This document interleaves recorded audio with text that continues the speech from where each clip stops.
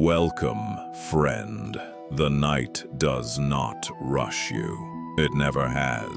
You arrive here the way people usually do, quietly, without a clear reason, carrying more of the day than you intended to. Maybe your body is tired, but your mind hasn't quite agreed yet.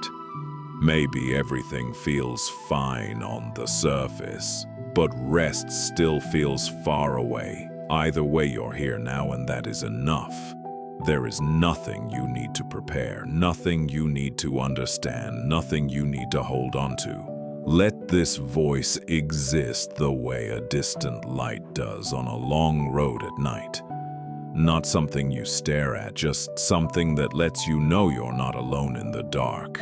If you want, take a brief moment to notice where you're listening from. The room you're in, the way the air feels against your skin, the time of night. Somewhere else in another city or country, someone else is listening too. Another long day, ending another night stretching open. You don't need to imagine them clearly. Just know that this quiet is being shared. So before you get comfortable, take a moment to like the video and subscribe, but only if you genuinely enjoy what I do here. Now you can forget about that. Dim the lights if they're still on. Let the room settle into its softer shapes. If there's a fan nearby or a window slightly open, let that steady background sound do its quiet work. And then, without effort, let yourself sink a little deeper into where you're resting. Tonight is not about learning anything new. It's about remembering how to be with what's already here. Long ago, though not so long that it feels unreachable, there was a small town where nights moved slowly. Streetlights were spaced far apart. Shops closed early. After a certain hour, the town belonged only to people who didn't quite fit into the rhythm of the day. You would notice them if you were awake. A man walking home with his hands in his pockets, taking the long way for no reason. A woman sitting alone at a bus stop, long after the last bus had passed. Not waiting, just sitting. A window still lit on the third floor of an old apartment building. The same light every night, never turning off. During the day, these details disappeared. The town filled with noise and purpose. People moved quickly. Conversations overlapped. Everyone seemed to be heading somewhere important. But at night, everything softened. Sounds traveled farther. Footsteps echoed longer. Even time felt different, stretching instead of pressing. There was an unspoken understanding among those who were awake. Nothing urgent would happen now. If it hadn't happened during the day, it could wait. This is the kind of night we're entering together. Not a dramatic night, not a night of revelations, just a long, patient one. The stories you'll hear tonight are not heroic. They don't belong to famous figures or moments that changed history. They belong to ordinary people, in ordinary places, living through quiet moments that most days pass without notice. A man walking home, a woman watering plants, a shop that stays open too late, a chair left empty. These are not stories meant to teach you something directly. Any lesson they carry arrives on its own without explanation, the way understanding sometimes does when you're too tired to argue with it. You don't need to follow every word. If your attention drifts, let it. If an image forms and fades before you understand it, that's fine. This is not a test of focus. Think of this as sitting near a window at night, watching reflections appear and disappear in the glass. Some moments catch your eye, others pass unnoticed. Nothing is lost either way. As the night moves on, the pace will slow even more. The edges of each story will blur gently into the next. You may find that you remember pieces out of order, or not at all. That is exactly how it should be. Sleep does not require continuity. It only requires permission. For now, you're simply listening, or half listening, or resting somewhere between the two. The long night is wide enough to hold all of that without asking you to decide. Stay here, or drift, or do nothing at all. We have time. As you settle a little deeper, you may notice how the night itself seems to cooperate. The room grows quieter, not because sounds disappear entirely, but because they stop asking for your attention. A distant hum, a faint movement somewhere in the building. Even silence has texture, now layered and gentle. There is a particular feeling that belongs only to late hours like this. It isn't excitement, and it isn't loneliness either. It's the sense that the world has loosened its grip just enough for you to breathe without explanation. During the day, so much of your attention is spent responding. Messages arrive. Responsibilities stack up. Small decisions demand to be made one after another. Even rest can feel like something you have to earn. But nights like this do not operate on that logic. Nothing is waiting for you here. Nothing needs to be answered. Nothing is counting how well you're doing. Imagine for a moment a street you've walked down many times before. In daylight, it is unremarkable. Cars parked tightly along the curb, shops with open doors, people moving past one another without looking up. Now imagine that same street at night. The shops are closed, the signs are dim, the parked cars sit quietly, no longer obstacles, just shapes. The street feels wider even though it hasn't changed at all. You can hear your own footsteps clearly. You notice details you've never paid attention to before. A crack in the pavement, a tree leaning slightly toward the road, a window left open just a few inches. Nothing new has been added. Only the rush has been removed. This is how the stories tonight are meant to feel. They are not separate lessons. They are small streets you walk down slowly, noticing what usually gets overlooked. Each one offers a place to rest your attention for a while without asking you to stay alert. Somewhere along the way, you may stop remembering where one story ended and the next began. That's not a problem. The night itself does not divide cleanly into chapters. It stretches. There is a kindness in that stretching, a permission to linger, to sit with something without needing to resolve it, to let meaning arrive quietly or not at all. You might notice your breathing changing now, not dramatically, just subtly, a little slower, a little deeper, or maybe simply less noticeable. There is no correct rhythm. The body knows what to do when it is no longer being corrected. If your thoughts wander back to the day, that's fine too. Let them appear the way reflections appear in a dark window, faint, slightly distorted, easy to let go of. You don't need to follow them back to their source. They will still be there tomorrow if they matter. For now, this night belongs to no one. It is not productive. It is not impressive. It does not move quickly or efficiently. It simply holds. As you listen, you may begin to feel less like you're taking something in and more like you're being carried along. Words drift past. Images form and soften. The edges of attention blur gently. This is not losing focus. This is letting go of the need to hold it. You don't need to stay awake for what comes next. You don't need to remember any of it. These stories are not going anywhere. They are here to keep you company while you rest, nothing more. The long night has already begun to do its work. Muscles loosen. The space behind your eyes softens. Even the weight of your body feels more settled. as if it has finally decided it doesn't need to hold itself up anymore.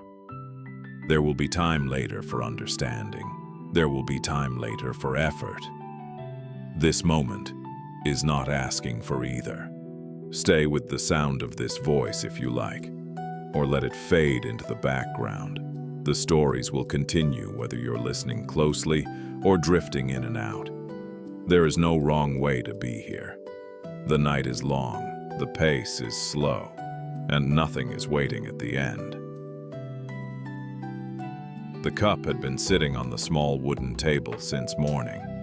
It wasn't anything special, just a plain ceramic cup off-white with a faint hairline crack near the handle.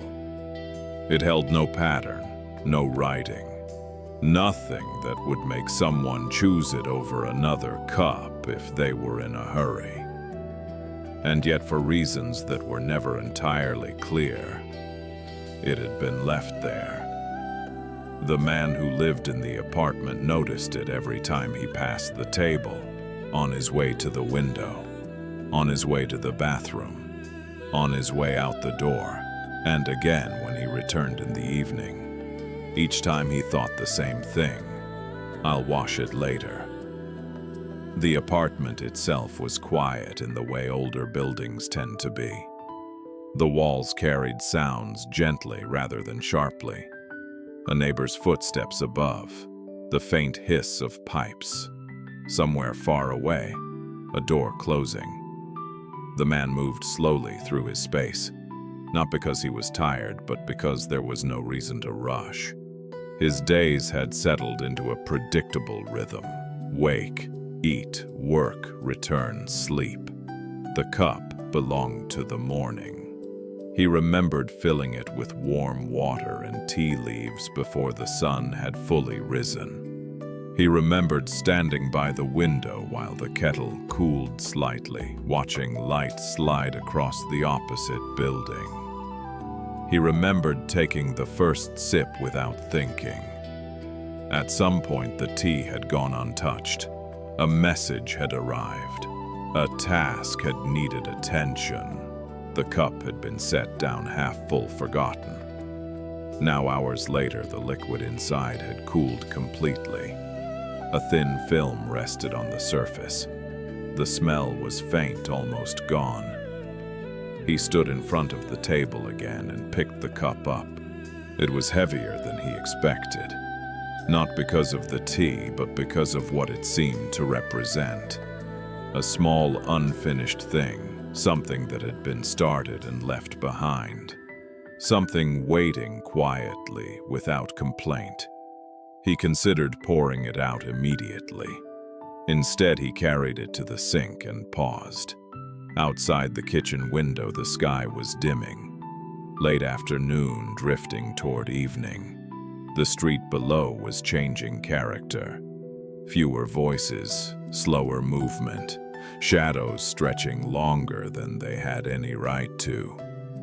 The man rested the cup on the edge of the sink and leaned his hands against the counter. It occurred to him in a way that felt oddly gentle, that most of his life was made up of cups like this. Half-finished moments, small intentions that didn't quite become actions, thoughts that never turned into words, plans postponed not out of fear but out of distraction. None of them dramatic, none of them tragic, just incomplete.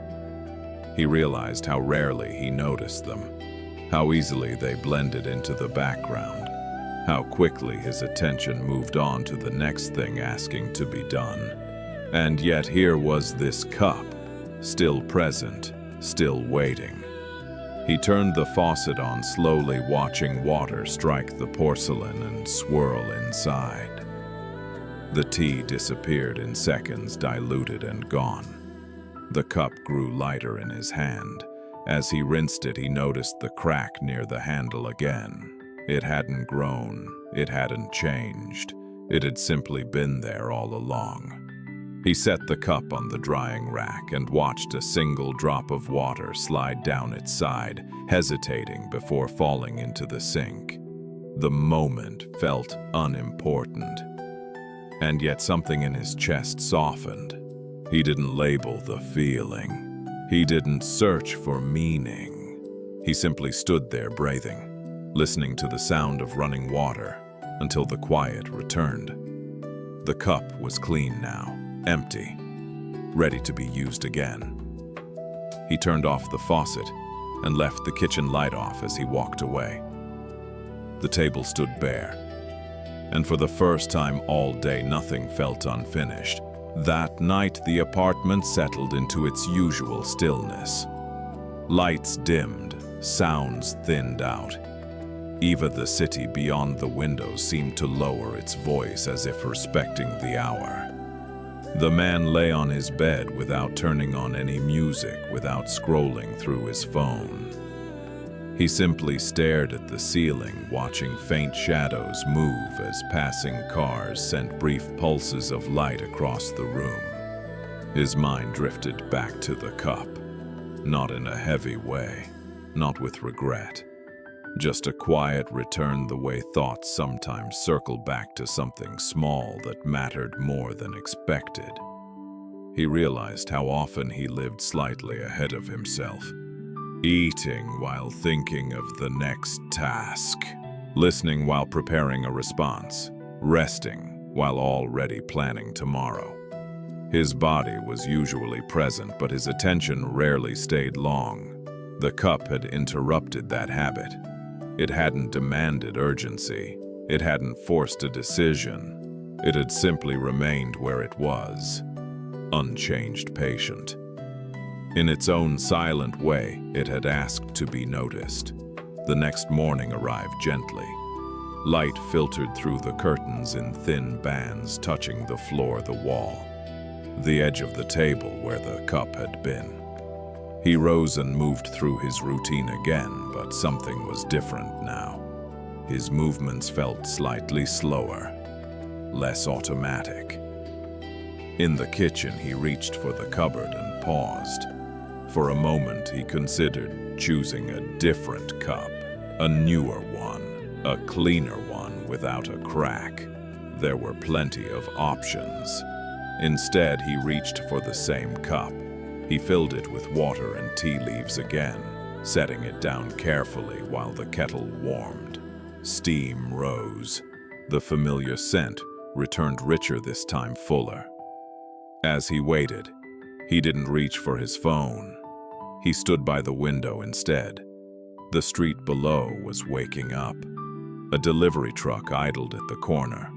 Someone walked a dog that tugged impatiently at its leash. A cyclist coasted slowly, hands relaxed on the handlebars. Nothing remarkable, everything alive. When the tea was ready, he lifted the cup and took a sip.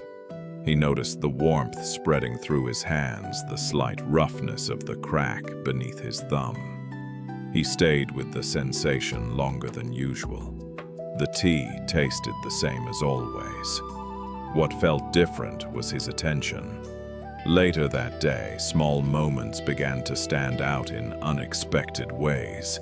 The sound of water filling the sink, the weight of keys in his pocket, the way his shoulders tightened without him realizing, then softened when he exhaled.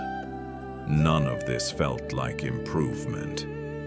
It felt like remembering.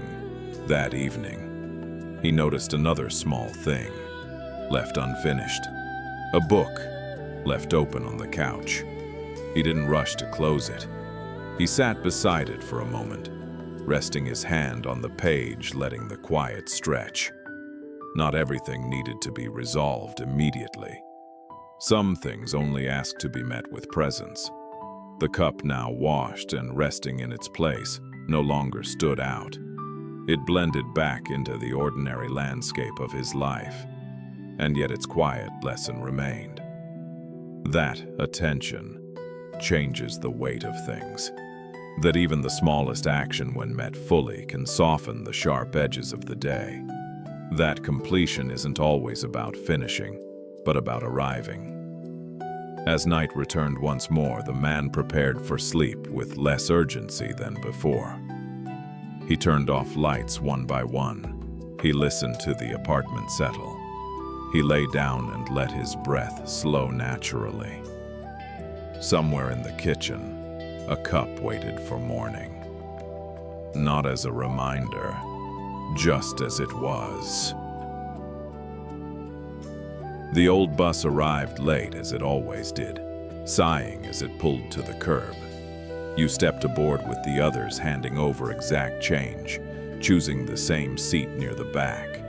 The vinyl was cracked and cold, carrying the faint smell of dust rain and yesterday. Outside evening, leaned against the windows, streetlights flickering awake one by one. You rode this route often, yet tonight it felt slower, stretched, almost deliberate. The driver said nothing, hands steady on the wheel, eyes forward, unhurried. At the next stop, an elderly woman climbed aboard, moving carefully, carrying 2 heavy bags. No one stood at first. The bus waited. You felt the familiar pause, the quiet moment where a decision forms without words. You rose, steadying yourself as the bus shifted, and offered her your seat. She smiled, surprised relief softening her face as she thanked you. You stood instead, gripping the pole, feeling the bus sway gently forward. It was a small exchange, almost invisible, yet something settled quietly inside you. The ride continued. Buildings passed like patient witnesses, windows glowing, lives unfolding briefly. You noticed your breathing, the way balance required constant, subtle adjustments. Standing demanded presence. There was no room to drift far ahead or linger behind. Each turn asked your body to respond quietly without complaint. You thought of how rarely life asks for grand gestures. Most days it asks for balance. When the woman rose to leave, she nodded again, a silent acknowledgement. You nodded back. No story followed. The bus exhaled at your stop doors, opening with a familiar hiss. You stepped down onto the pavement, night air cool against your face. As the bus pulled away, you felt lighter, though nothing had been gained. Something had simply been offered, then released. Walking home, your steps matched your breath. The city moved around you, unaware, unchanged. Yet the night felt slightly kinder. You realized the lesson had not been about generosity, but attention. Not effort, not praise, not even kindness as an idea. Just noticing what the moment quietly required.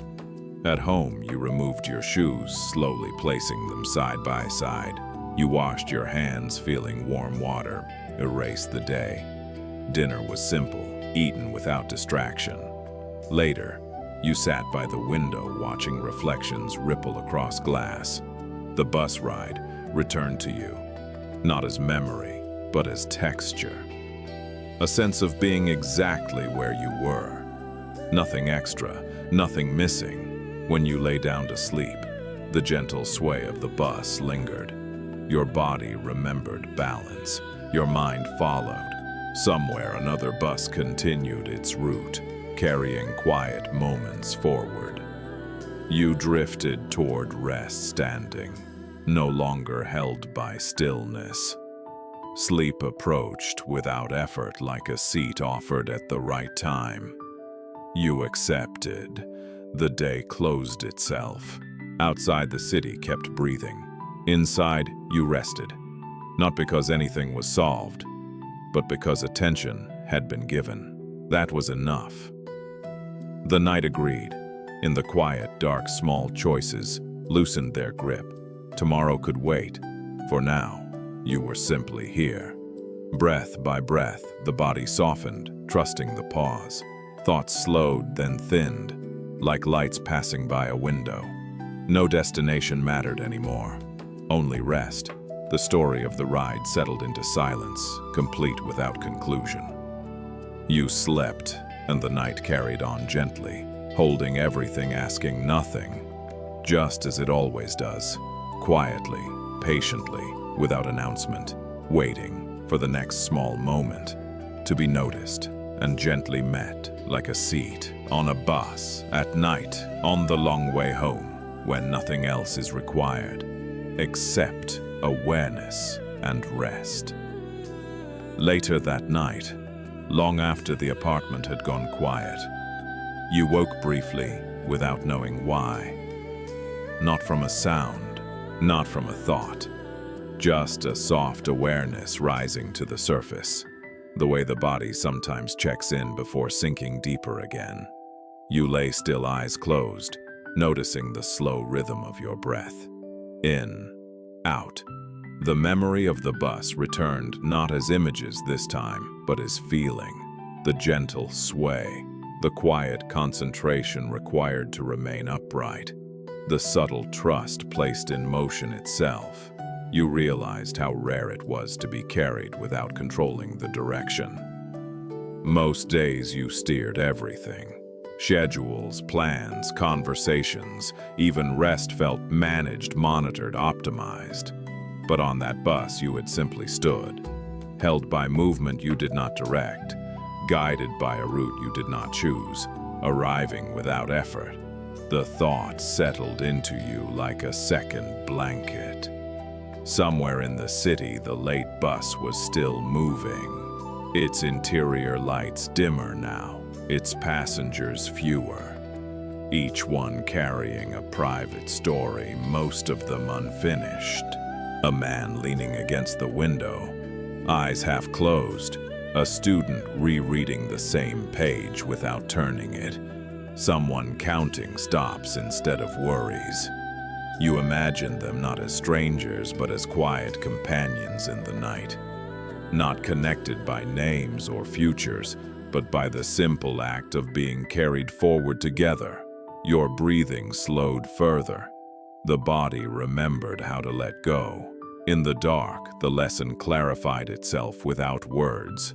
Life did not always ask you to move faster, try harder, or hold tighter. Sometimes it asks the opposite: to stand, to notice, to trust balance instead of control. You felt the weight of the day loosen as if gravity itself had grown kinder. Muscles softened without instruction. Thoughts lost their sharp edges. Tomorrow no longer pressed against the present. It hovered somewhere far away, patient, unconcerned. You thought again of the woman on the bus. Not her face, but her pause before sitting. The way she tested the seat, carefully as if confirming it would truly hold her.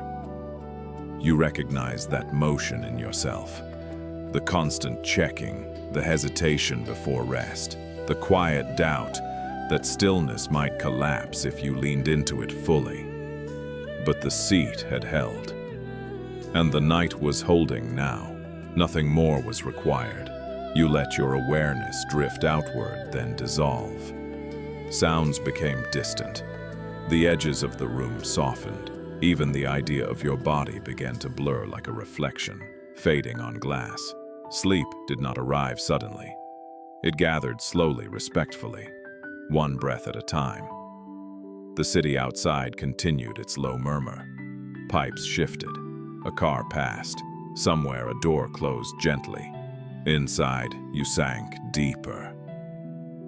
The bus was gone now, replaced by something quieter. A sense of being supported without effort, of arriving without striving. You no longer stood. You were seated. You were resting. You were carried. The lesson completed itself without conclusion. The way night completes day, not with answers, but with rest. And as sleep finally claimed you, it did so, the same way the seat had been offered, quietly, without ceremony, exactly when you were ready to receive it. You notice the light before you notice anything else. It's late and the apartment is quiet, but the hallway glows softly, a pale ribbon of warmth spilling across the floor. You're certain you turned everything off earlier. You always do. It's a habit formed over years, part thrift, part routine, part reassurance. Yet there it is. The light stands patiently, neither bright nor dim, simply present. You pause instead of reaching for the switch. The hallway feels different at night. Longer, more open. Shadows gather at the edges, soft and forgiving. The walls hold the day's echoes, footsteps, passing conversations, the small sounds that never quite disappear. You walk down the hall, slowly barefoot, feeling the cool floor beneath you. Each step is unhurried, as if the night itself has asked you to move gently. At the end of the hall hangs a mirror. You catch your reflection briefly softened by the low light.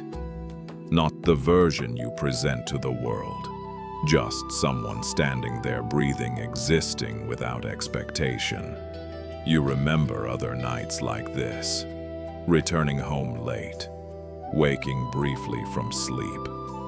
Moments when the world felt pause, suspended between what had been and what was coming next. The light has been left on before, not always by accident, sometimes by intention, a signal unspoken that someone was awake, that someone would return. That darkness didn't need to be complete. You think of childhood evenings when the hallway light stayed on long after bedtime. The quiet comfort of knowing the house was still alive around you, that even if you couldn't see them, others were near. You realize how rarely you allow yourself that comfort now. Adulthood teaches efficiency, completion. Darkness when it's time for darkness. Rest only when everything is resolved, but the light suggests something else. It suggests allowance. You sit on the floor back against the wall, letting the glow settle around you. The light doesn't demand attention. It doesn't hurry you. It simply keeps the space open. Your breathing slows without instruction. Thoughts drift, then loosen. Lists fade. The edges of concern soften. You understand quietly that the light isn't about visibility. It's about permission. Permission to not shut everything down. Permission to leave something unfinished. Permission to rest without fully disappearing. You stay there longer than you intended. Eventually, you rise and reach for the switch. Your hand hovers for a moment before you decide. Not yet. You walk back to bed, leaving the hallway lit. The glow follows you, just enough to remind you that not everything needs to close. As you settle under the covers, the light remains steady and calm. The night accepts it, and slowly, so do you. Sometime later, you wake again. Not fully, just enough to notice the quiet. The room is darker now, but the hallway light still reaches you, a thin, reassuring glow touching the edge of the doorway. It hasn't changed. It hasn't flickered or dimmed. It has simply stayed. You lie on your side, watching that soft line of light as if it were a shoreline. Thoughts approach it, then dissolve before crossing fully into words. You realize how unusual this feels. To sleep without complete darkness, to rest without sealing yourself off. There was a time when you needed that darkness, when silence and closed doors felt like protection, when leaving a light on meant exposure, vulnerability, unfinished business. But tonight, the glow feels like a companion. You remember places where light was used this way. Hospitals late at night where hallways were never fully dark. Train stations before dawn. Kitchens where someone rose early and left a lamp on so others wouldn't wake abruptly. Light meant continuity. Life moving gently even while you rested. Your breathing deepens. The body recognizes safety not through absence but through steadiness. You think about how often you demand closure from yourself. Finish the thought, resolve the feeling, turn it all off. But some things don't need closure to be calm. Some things only need to be held open. The hallway light doesn't solve anything. It doesn't explain the day or prepare you for tomorrow. It simply acknowledges that movement continues quietly even in rest. You let your eyes close again. The glow remains behind your eyelids, no longer visual but felt, like a small awareness that doesn't sleep gently, watching while you do. In this half-dream space, memories drift by without weight. A door left ajar, a radio playing softly in another room, footsteps in the distance, familiar and unthreatening. You don't follow any of them. You let them pass. The night grows deeper, thicker, more forgiving. Time loosens its grip. There is no sense of how long you've been here, or how long remains. Only the sense that you are allowed to be exactly as you are. Not alert, not absent, just present enough. The light continues its quiet work, holding the space between waking and sleep, between effort and release, between control and trust. Eventually, even the idea of the hallway fades. The light becomes less a thing and more a feeling, a permission carried inward. You sink further breath by breath. No switch is flipped, no decision is made. And that somehow is what lets rest arrive fully. The night does not require darkness to be complete, only gentleness, and wrapped in that soft glow, real or remembered, you sleep. You notice the window only after you've been in the room for a while. It sits at the far end, half hidden by a thin curtain that moves slightly even though there's no breeze. The glass reflects the room more than it reveals what's outside, turning the night into a faint mirror of your own space. You've lived here long enough to know the window well, or at least you thought you did. You walk toward it slowly, the floor creaking softly beneath your steps. Outside, the city hums at a distance, muted and low like a conversation happening in another room. Lights glow in scattered patterns, windows stacked upon windows, each one holding a quiet story of its own. You realize something gently surprising. You've never opened this window, not once. It isn't locked, it isn't stuck. You simply never felt the need to test it. The room had always felt complete enough without doing so. You rest your hand on the latch, but don't turn it. Instead, you stand there noticing the faint temperature difference near the glass. Cooler, still, patient. You think about how many things in life remain unopened, not because they're forbidden, but because they don't call loudly. They wait. They don't interrupt. They don't insist. The window is like that. It doesn't ask anything of you. The curtain brushes your knuckles as you move it aside. The glass is clear, clean, reflecting your face faintly, not sharply, just enough to remind you that you're here. You remember other windows from other times. A childhood bedroom where you watched rain slide down the pane. A train window where landscapes passed without needing your involvement. Airplane windows that made distance feel manageable, even beautiful. Windows were never about going anywhere. They were about allowing perspective. You sit down on the floor near the wall, back resting against it, facing the window. From here, the room feels larger, the ceiling higher, The night deeper. You don't open the window. You don't need to. The act of noticing it feels sufficient. Breath settles into a slower rhythm. Inhale, cool. Exhale, warm. Your shoulders drop without instruction.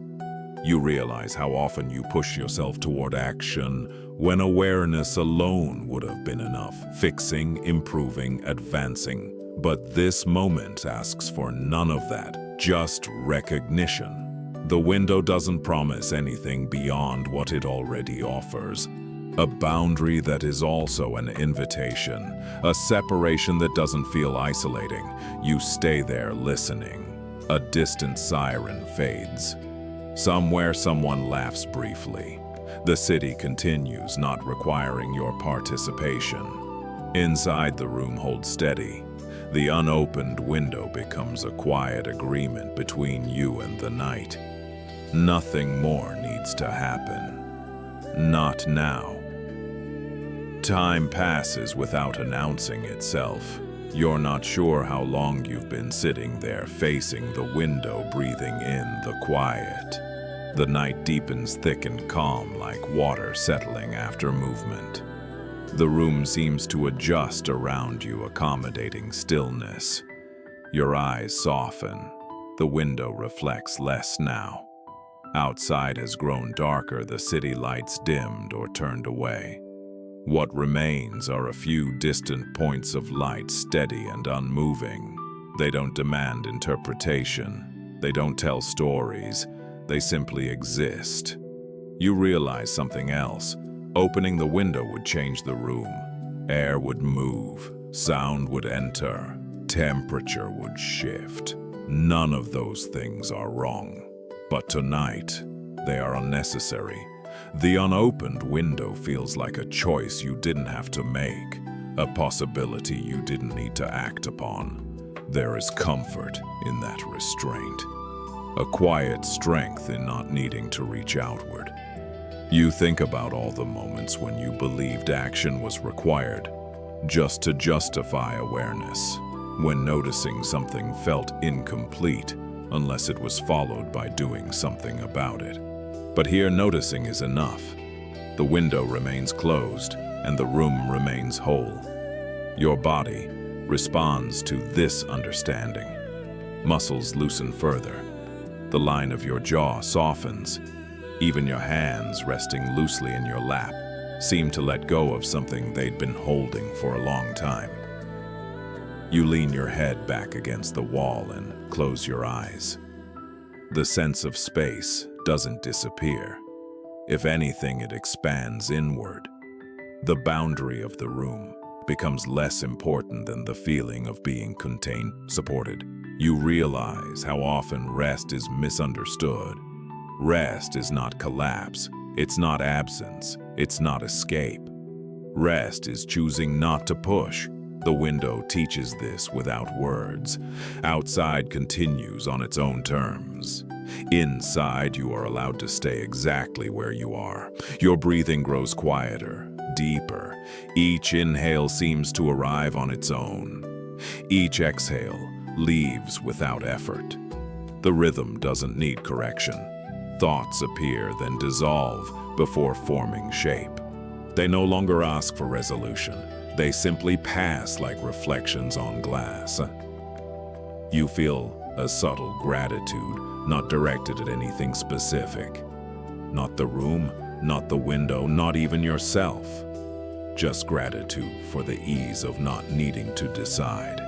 Eventually, you rise and move back toward the bed. The window stays where it is, unopened, unchanged, still offering its quiet presence without asking more. You lie down and pull the blanket around you. The memory of the window comes with you, not as an image, but as a feeling, a sense that some things can remain untouched and still be complete.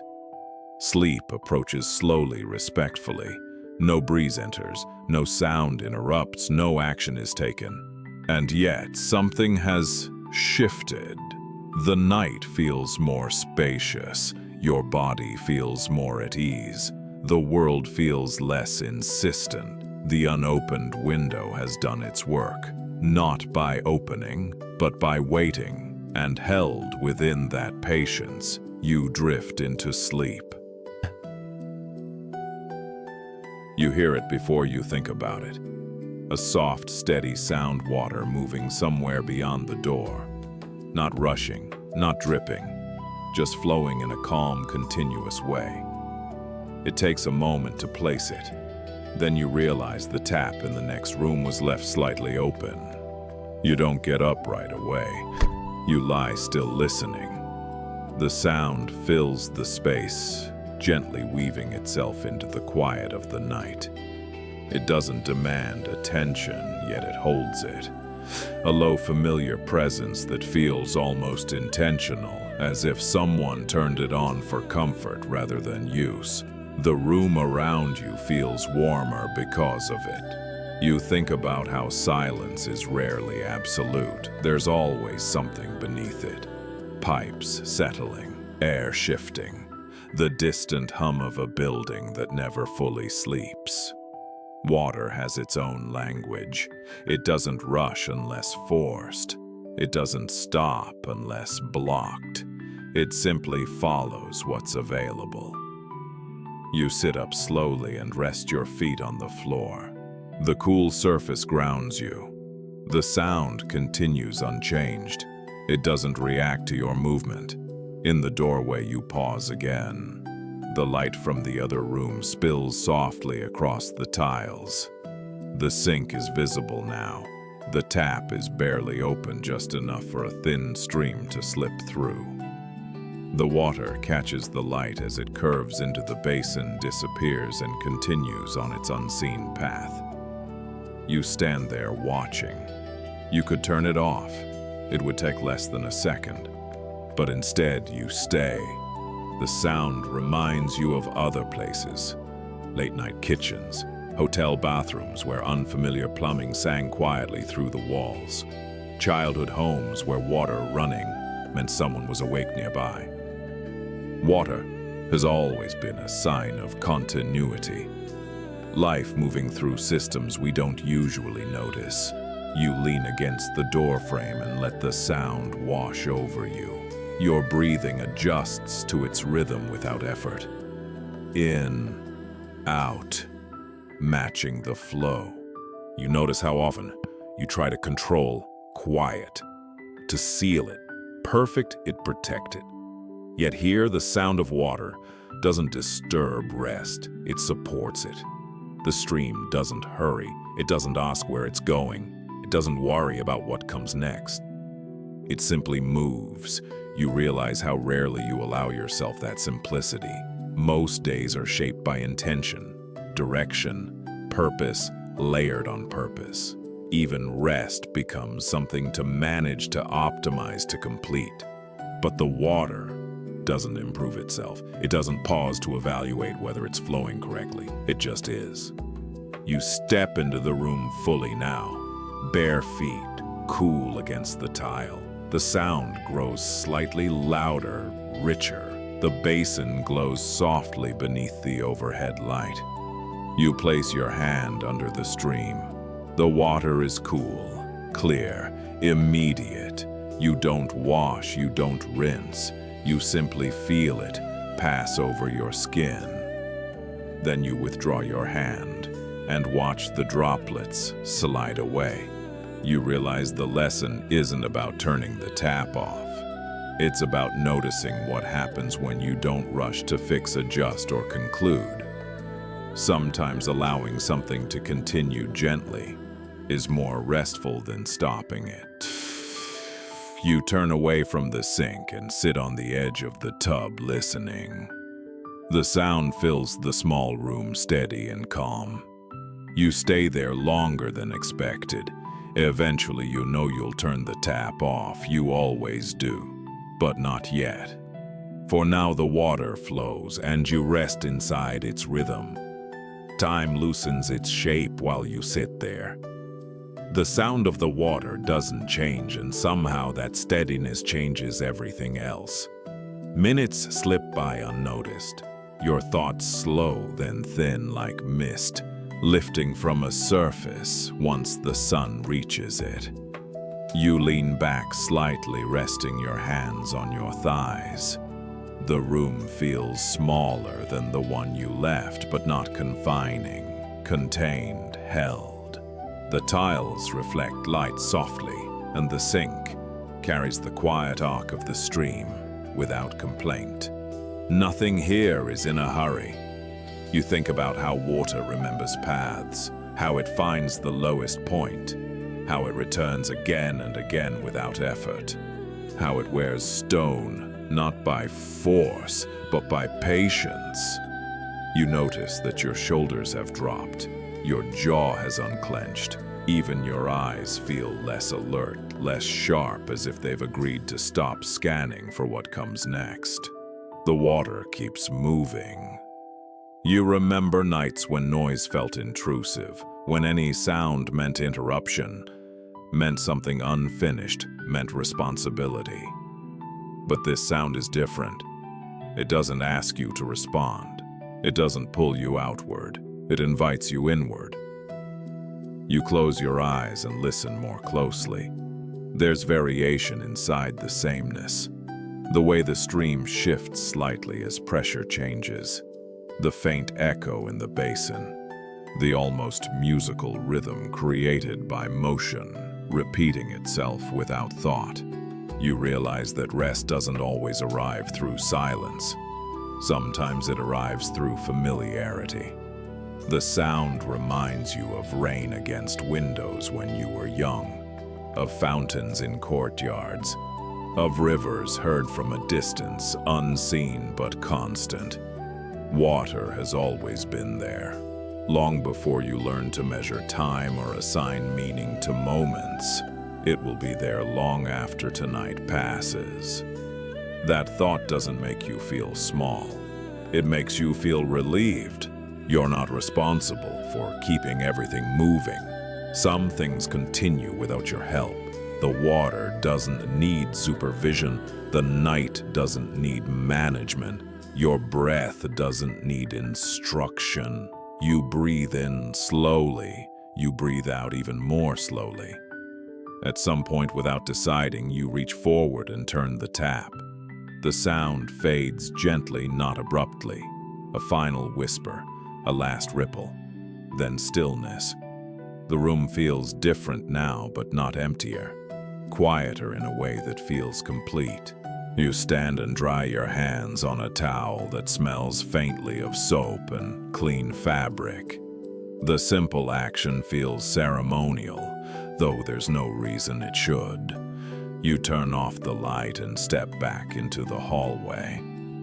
As you return to bed, the absence of the sound feels just as calm as its presence had been. Nothing has been lost. Nothing has been taken away. You lie down and pull the blanket up, letting your body settle into the mattress. The memory of the water remains not as noise, but as rhythm. Your breath follows it, flowing, pausing, continuing. Sleep approaches without effort the way water returns to stillness once it reaches the basin. You don't think about tomorrow. You don't review the day. You let the night carry you steady and quiet. And somewhere deep inside, something learns again how to move without striving. You notice the jacket when you're already halfway across the room. It rests on the back of a chair, sleeves hanging loosely, fabric slightly creased from where it was set down without ceremony. You recognize it immediately. You wore it earlier. You remember taking it off, distracted, thinking you'd put it away later. Later never came. The room is quiet now, softened by night. Lamps are off. Corners blur gently. The jacket seems to belong to the stillness, as if it has always been there. You stop walking. There's no urgency in the moment. No reason the jacket must be moved right now. Still, its presence holds your attention longer than expected. You step closer. The fabric catches a faint trace of warmth, not heat, just the suggestion that it was recently worn. It smells faintly of outside air, of movement, of a day that has already ended. You run your hand along the sleeve. It feels heavier than it looks, not because of the material, but because of what it represents. A layer you needed earlier. Protection against wind, against chill, against the sharp edges of the evening. Now, it's no longer required. You think about how many things you carry through the day that only make sense for part of the journey. Conversations that mattered in the moment. Worries that felt necessary at noon. Tensions that rose with the afternoon and lingered into the evening. Somewhere along the way, they're no longer useful, but they don't always leave on their own.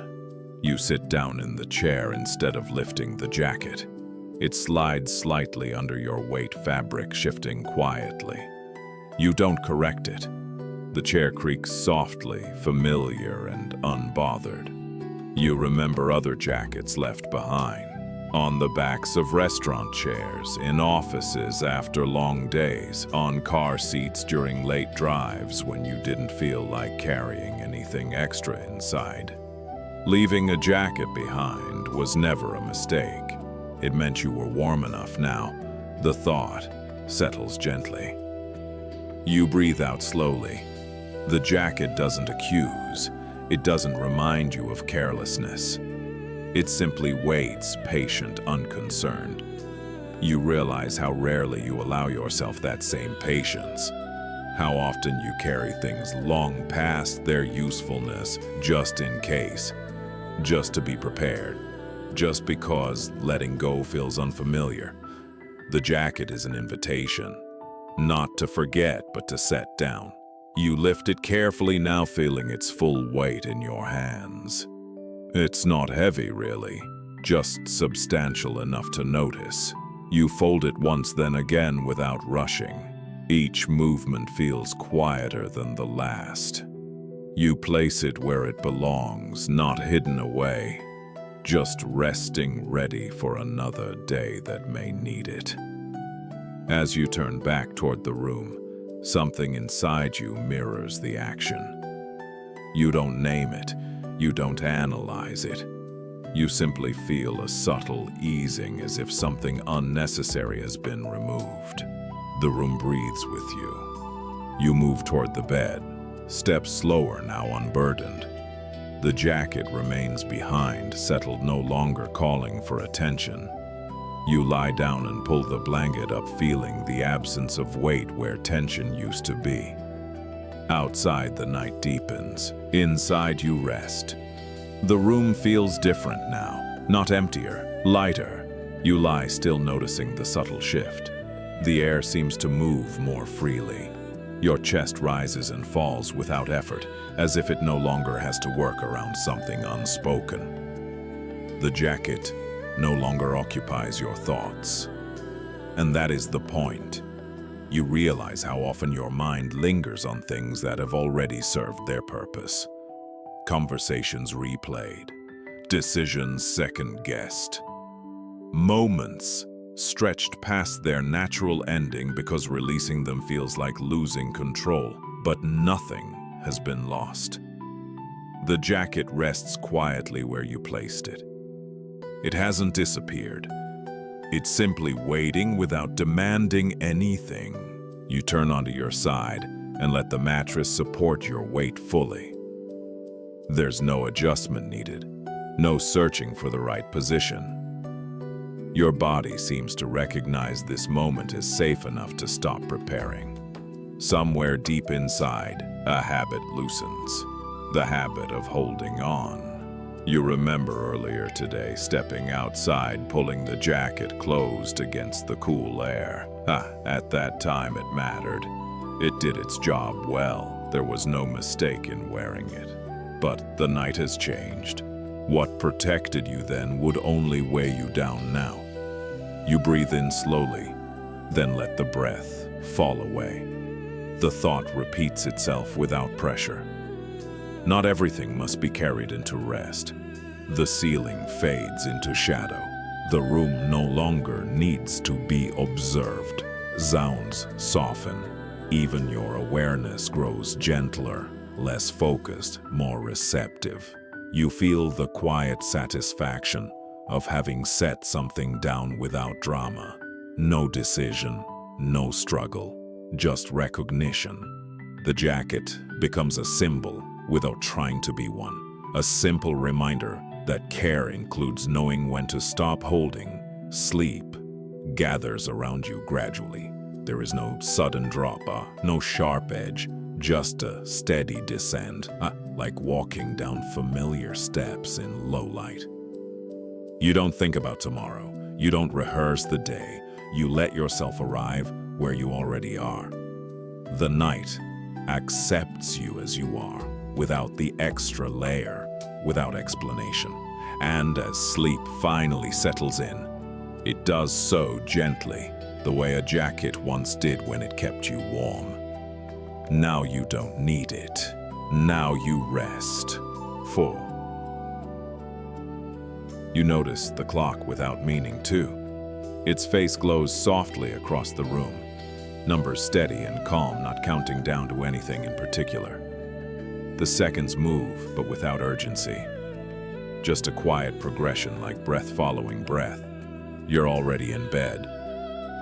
The room is dim, wrapped in that late-night stillness where sounds feel padded, distant. The clock has always been there, marking time faithfully, yet tonight it feels different, less important, less demanding. You don't turn away from it. You don't check the hour. You simply let it remain. The ceiling above you fades into shadow. The edges of the room soften. Somewhere nearby, the building settles with a faint creak as if adjusting its weight. Your breathing finds a slower rhythm on its own. In, out. The clock continues, but it no longer pulls at your attention. You remember how often time feels like something to manage. Hours divided into usefulness. Minutes weighed against expectation. Nights measured by how quickly sleep arrives. But now none of that applies. The clock isn't asking anything of you. You rest one hand on your chest and feel the gentle rise and fall beneath your palm. The warmth there feels steady, reliable. A rhythm older than schedules, older than plans. Time becomes less sharp. You think about other moments when clocks faded into the background. Long train rides where landscapes replaced minutes. Conversations that stretched without noticing how late it had become. Afternoons as a child when daylight seemed endless and unmeasured. Those moments didn't lack structure, they lacked pressure. The clock on the wall hums faintly, not loud enough to track, just present enough to remind you that movement continues whether you watch it or not. Your eyelids grow heavier. Thoughts arrive, then lose their shape before becoming words. They pass through like reflections on glass, visible for a moment, then gone.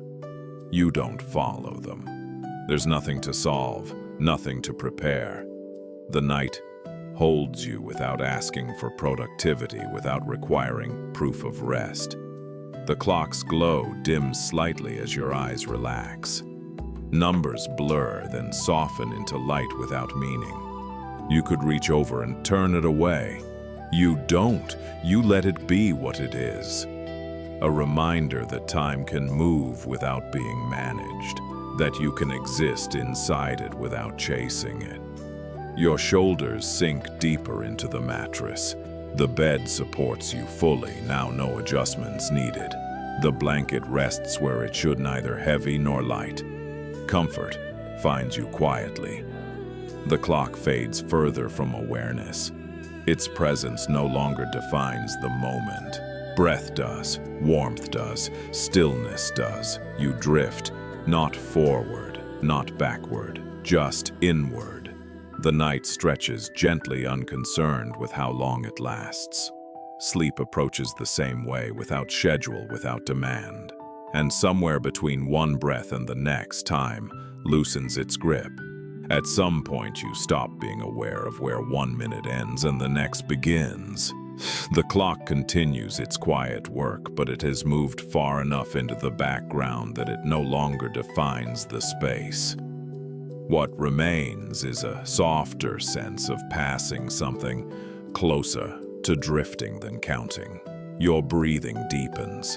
Each inhale arrives gently. Each exhale leaves without instruction. The body understands what the mind no longer needs to manage.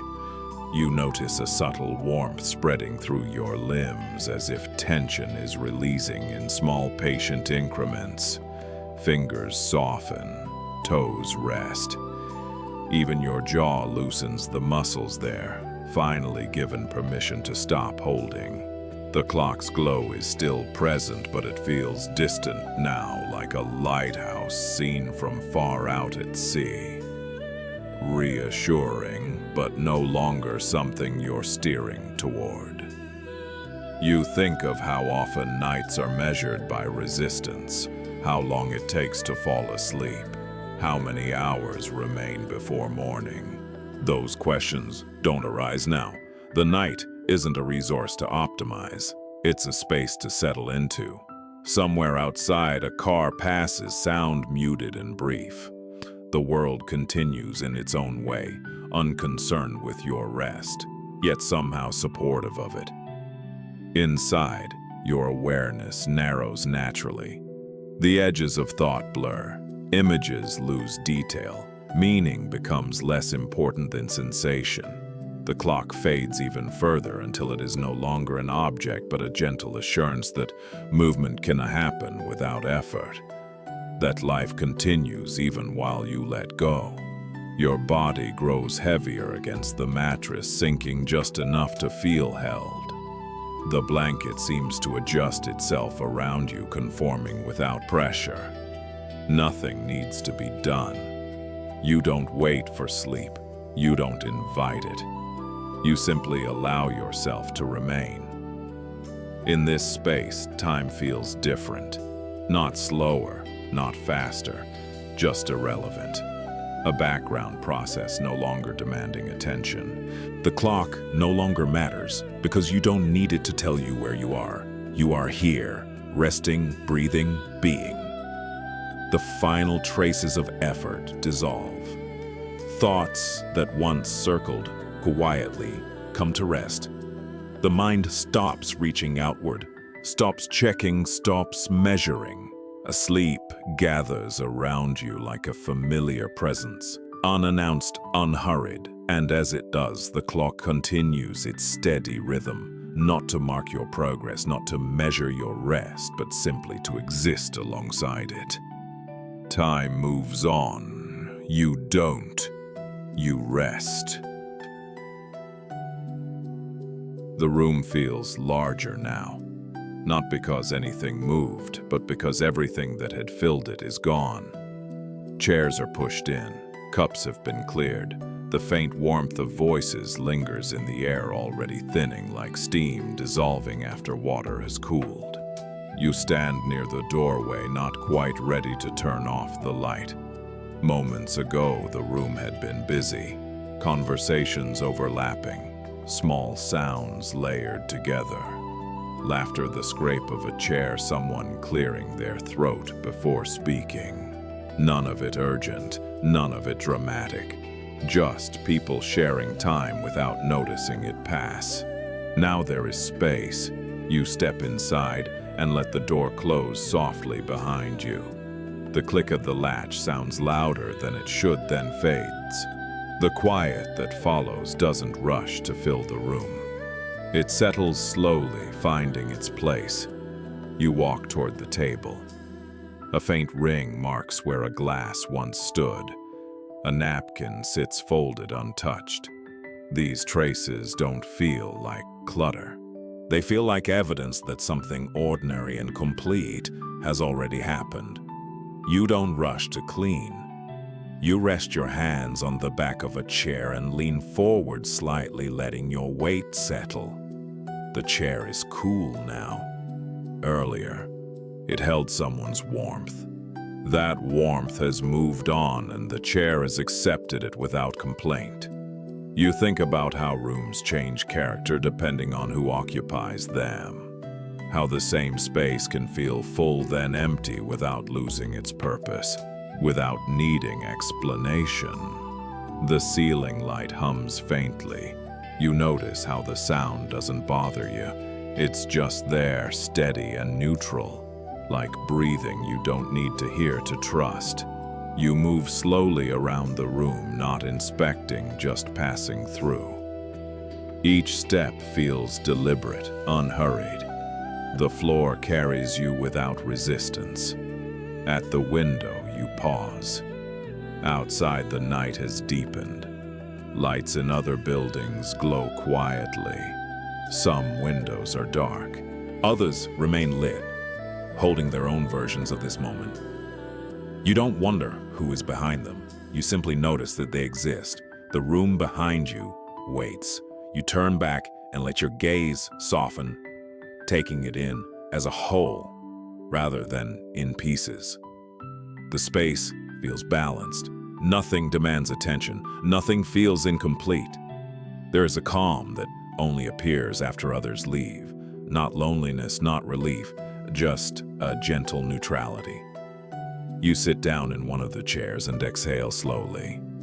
The room doesn't respond. It doesn't need to.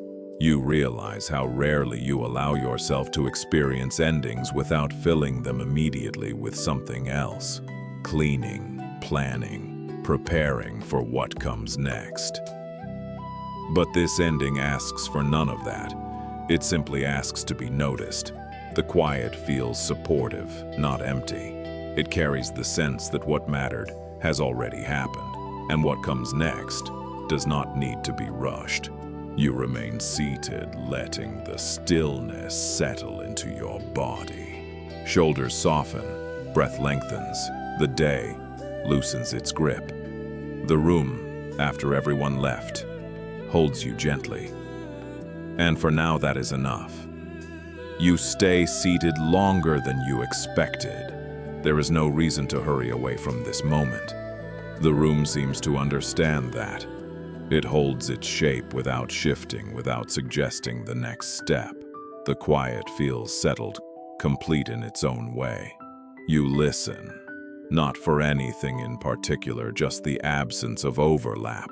No voices crossing paths, no interruptions, no need to respond. The silence isn't sharp. It's layered, textured by the memory of sound that was here not long ago. You become aware of your breathing again, slower, now deeper. Each breath feels less like an action and more like a continuation. The body knows how to rest when it isn't being directed. Your gaze drifts back to the table. The faint ring left by the glass has begun to fade as the surface dries. Soon it will disappear entirely, leaving no mark behind. You don't feel the need to preserve it. You don't feel the need to erase it either. Some things are meant to pass quietly. You notice how the room doesn't mourn the people who left. It doesn't cling to their presence or resist the change. It simply adapts, becoming what it needs to be now. You realize that this is how endings can feel when they aren't rushed or resisted. Not heavy, not dramatic, just complete. The light above seems softer than before. Or maybe your eyes have adjusted. Either way, the room feels gentler, more forgiving. Corners blur, shadows lengthen. You stand slowly, chair legs brushing the floor with a muted sound. The movement doesn't disturb the calm. It joins it. You straighten a single item on the table, not to tidy, but to acknowledge. Then you step back and let your hands fall to your sides. The room remains balanced. You walk toward the door, pausing once more before reaching for the switch. The light has done its job. It has revealed what needed to be seen. Now it can rest too. You turn it off. Darkness enters without force, filling the space evenly. Nothing disappears. Everything simply becomes less defined. You open the door and step into the hallway, leaving the room behind. The quiet follows you not as something you carry, but as something you remain within. As you move toward bed, the feeling stays with you.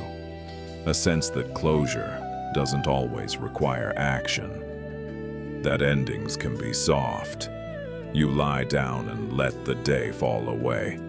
The room after everyone left no longer exists in front of you, but its calm lingers. It settles into your breathing. It rests in your chest. Sleep approaches gently, unannounced. There is nothing left to finish. You realize you've walked onto it without meaning to. The street is narrow, quieter than the ones around it, as if it never learned how to be busy. There's no sign at either end.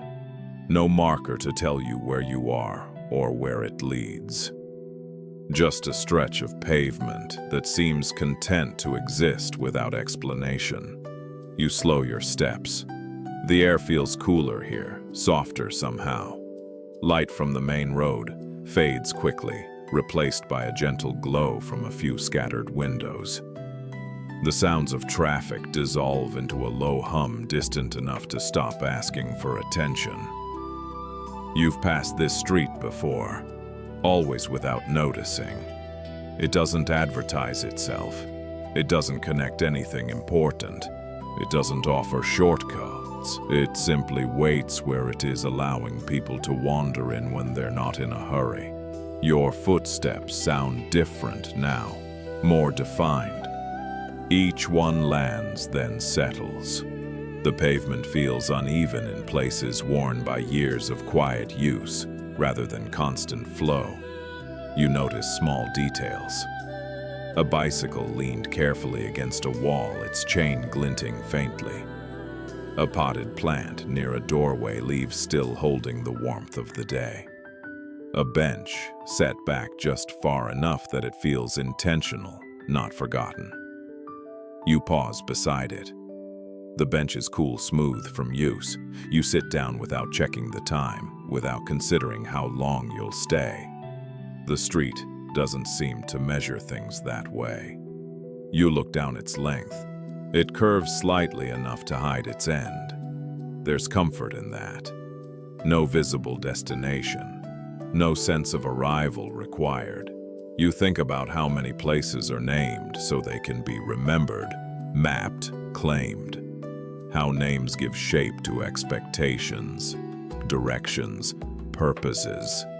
This street has none of that, and yet it feels complete. A breeze moves through, gently stirring dust, carrying the faint scent of evening. Somewhere nearby, a door closes softly. The sound blends into the quiet without disturbing it. You rest your hands on your knees. Your breathing slows, matching the pace of the street. Unrushed, unmeasured, you realize how often you move through spaces with intention pulling you forward. Even walks meant for rest tend to aim somewhere home, a destination, an outcome. But this street doesn't ask where you're going. It doesn't need to know. You stand again and continue walking, not because you're headed anywhere, but because the movement feels natural. The street accepts each step without commentary. Lights thin out further ahead. The path narrows, then widens again. The world feels temporarily simplified. Nothing needs to be named to exist. You walk onto, letting the quiet settle deeper, the day loosening its hold with each step. The street with no name carries you gently, asking nothing in return. The farther you walk, the quieter it becomes, not abruptly, just gradually, the way sound thins out when evening settles fully into night. The street seems to absorb noise rather than reflect it. Even your footsteps soften as if the ground has agreed to meet them gently. You don't try to remember how long you've been here. Time doesn't feel relevant on a street like this. The air cools slightly against your skin. It carries the scent of stone and dust, faint traces of the day that have not yet disappeared. You breathe in then out, noticing how the breath feels easier here, less directed. A window above you glows dimly. Someone inside moves past it, shadow crossing light for a brief moment, then gone. No curiosity follows. No story forms. The moment completes itself and fades. You continue on. The street bends again subtly. It never reveals everything at once. Corners arrive without warning, not to surprise you, but to slow you down. Each turn feels like permission to remain present rather than look ahead. You realize that nothing on this street competes for attention. No signs, no advertisements, no urgency.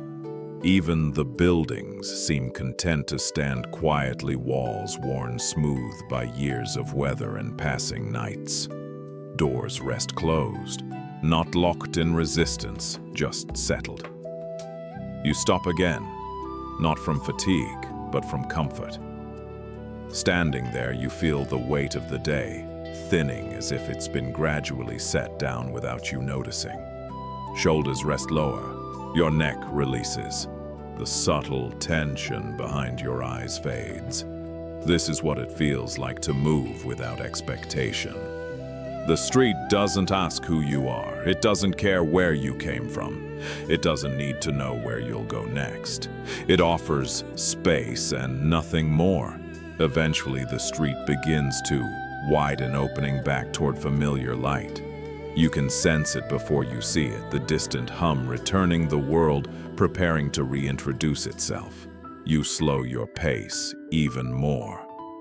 There's no reluctance, no sadness, just an awareness that this quiet will remain available, even when you step away.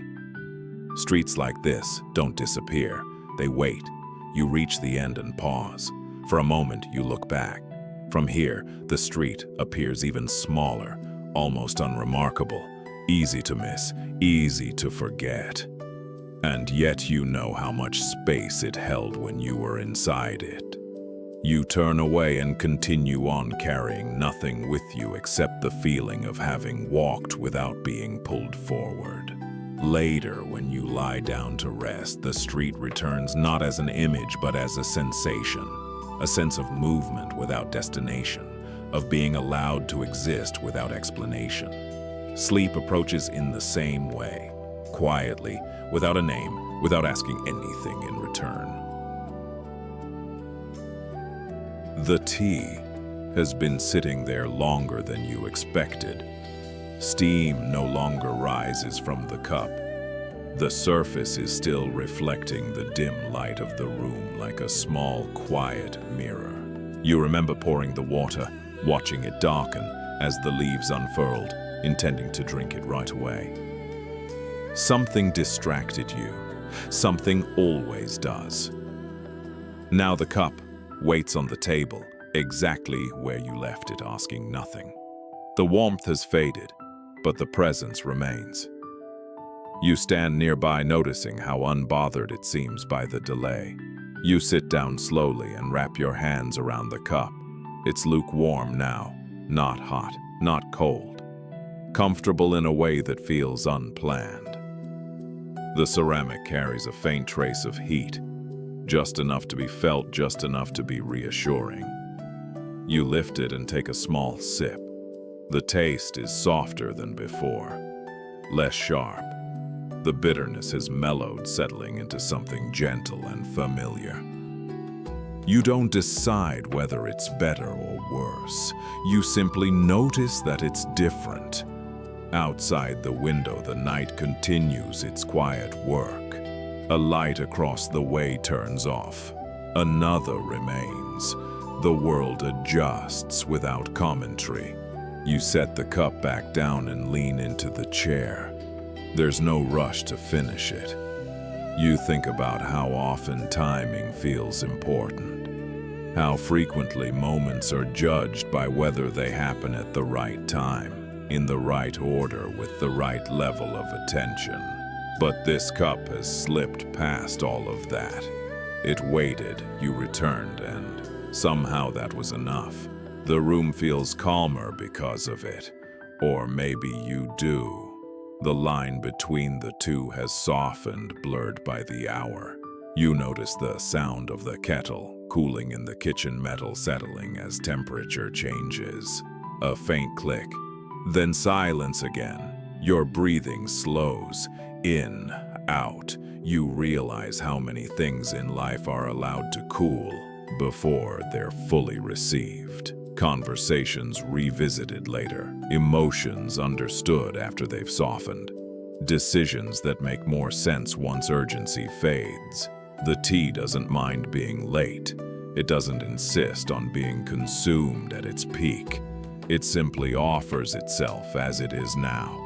You take another sip, a little longer this time. The flavor spreads slowly without intensity. It stays with you just long enough to be noticed, then passes. The cup warms your hands more than the tea itself does. The simple weight of it grounds you, keeps you here. Nothing else asks for attention. You remain seated, letting the quiet stretch around you, letting the day loosen further. The cup sits patiently, neither full nor empty, perfectly content to exist between states. You don't finish it. Not yet. For now it's enough to hold it, to feel its presence, to share a moment without urgency. The night understands this pace. And, slowly, so do you. The room grows quieter as the night deepens.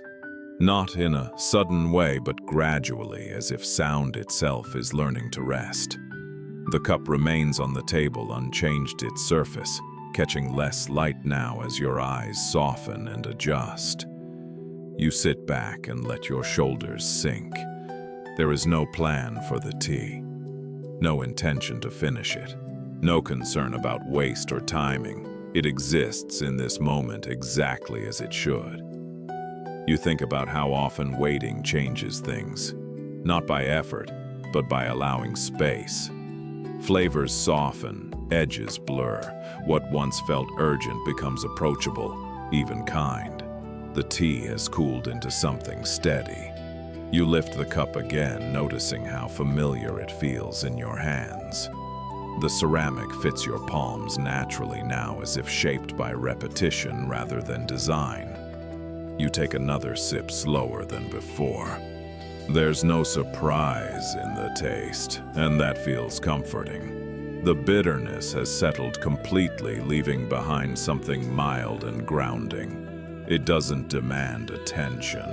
It doesn't linger. It simply passes through, like a thought you don't need to follow. You rest the cup back on the table and close your eyes. Behind your eyelids, the day fades in pieces, not replayed, not reviewed, just loosening its hold. The body seems to understand this ritual, this quiet permission to stop responding. Your breathing deepens. Each inhale arrives gently. Each exhale releases a little more weight. The cup remains where it is, no longer a focal point, but still present. Its job is done, not because it was finished, but because it was shared with at the right pace. You realize that completion doesn't always look like emptiness. Sometimes it looks like enough warmth, enough attention, enough time. The night outside continues its slow adjustments.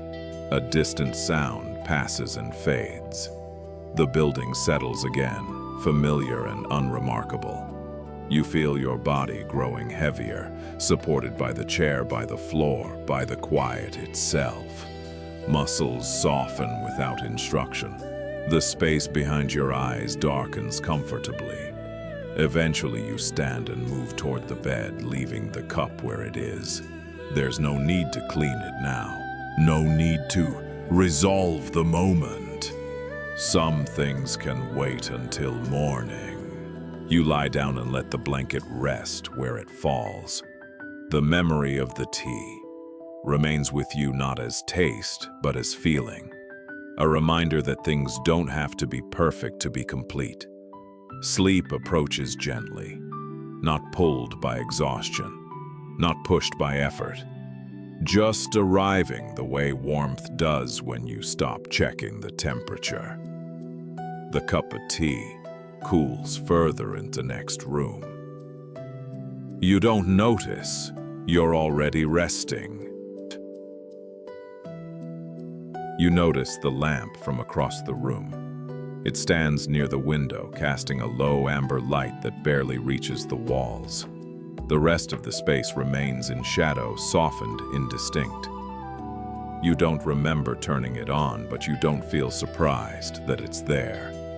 The light feels intentional, not bright enough to wake you, not dim enough to disappear. You walk toward it slowly, the floor cool beneath your feet. Outside the window, the night rests in layers, dark sky, scattered lights, a faint suggestion of movement far below. The glass reflects the lamp's glow back into the room, doubling it gently. You pause beside the window. The lamp doesn't ask to be adjusted. It seems content where it is, illuminating just enough to be reassuring. You think about how often light is used to clarify, to expose, to make everything visible. This light does none of that. It simply keeps the night from feeling empty. You sit down in the chair by the window and let your hands rest loosely in your lap. The fabric beneath you is familiar, worn in places where it has been used often. The lamp's warmth reaches your knees, your hands, your chest. Your breathing slows without instruction. You remember other lamps like this one, left on late in kitchens, in hallways, in rooms where someone might return or might not. A quiet signal that nothing has been closed off completely. The city outside continues without you. Cars pass, a distant sound rises, then fades. None of it feels intrusive. The window keeps the world at a comfortable distance. You realize that the lamp isn't for seeing, it's for staying. Staying present without being alert. Staying awake without effort. Staying connected without needing to engage. The light, it makes the space feel held. You lean your head back slightly and let your eyes soften. Shapes blur.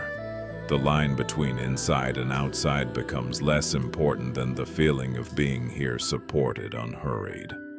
The lamp hums faintly, almost imperceptible. A steady, quiet companion. You remain there, watching nothing in particular. Letting the night do what it does best, stretch, soften, slow. For now, the lamp stays on, and so do you. Time loosens its grip while you sit there. Not all at once, but gradually, like a knot, undone without being touched. The lamp continues to glow with the same quiet steadiness. It does not flicker. It does not demand attention. It simply remains, holding the room in a calm, patient way, as if it understands that this moment does not need to move forward. Your thoughts slow, not because you push them away, but because they lose urgency. You notice how the light settles on the edge of the window frame, tracing its outline softly. Dust floats through the beam, visible only when it drifts close enough to catch the glow. Each particle moves without purpose, without destination, and somehow that feels reassuring. Nothing here needs to arrive anywhere. You think of the many nights in your life that felt unfinished, conversations that ended without resolution, days that slipped into darkness before you were ready, moments where something remained unsaid, undone, unresolved. The lamp feels like an answer to all of those nights, not a solution. Not a conclusion, just permission to rest without closure. You shift slightly in the chair, adjusting your posture. The movement is slow and instinctive. The body knows what it needs long before the mind formulates the request. As you settle, a deeper sense of ease spreads through your shoulders and down your back. The window reflects your silhouette, faintly, not sharp enough to recognize details. Just the suggestion of a presence. You don't study it, you don't judge it. You simply acknowledge that you are here. That is enough. Outside, the night continues its quiet rhythm. A light turns off in a distant building. Another turns on somewhere else. The world breathes in patterns too large to track and too gentle to resist. Inside, the lamp remains unchanged. You begin to feel that subtle heaviness, the kind that doesn't pull you down but settles you inward. Like sinking into warm water, like being wrapped rather than restrained.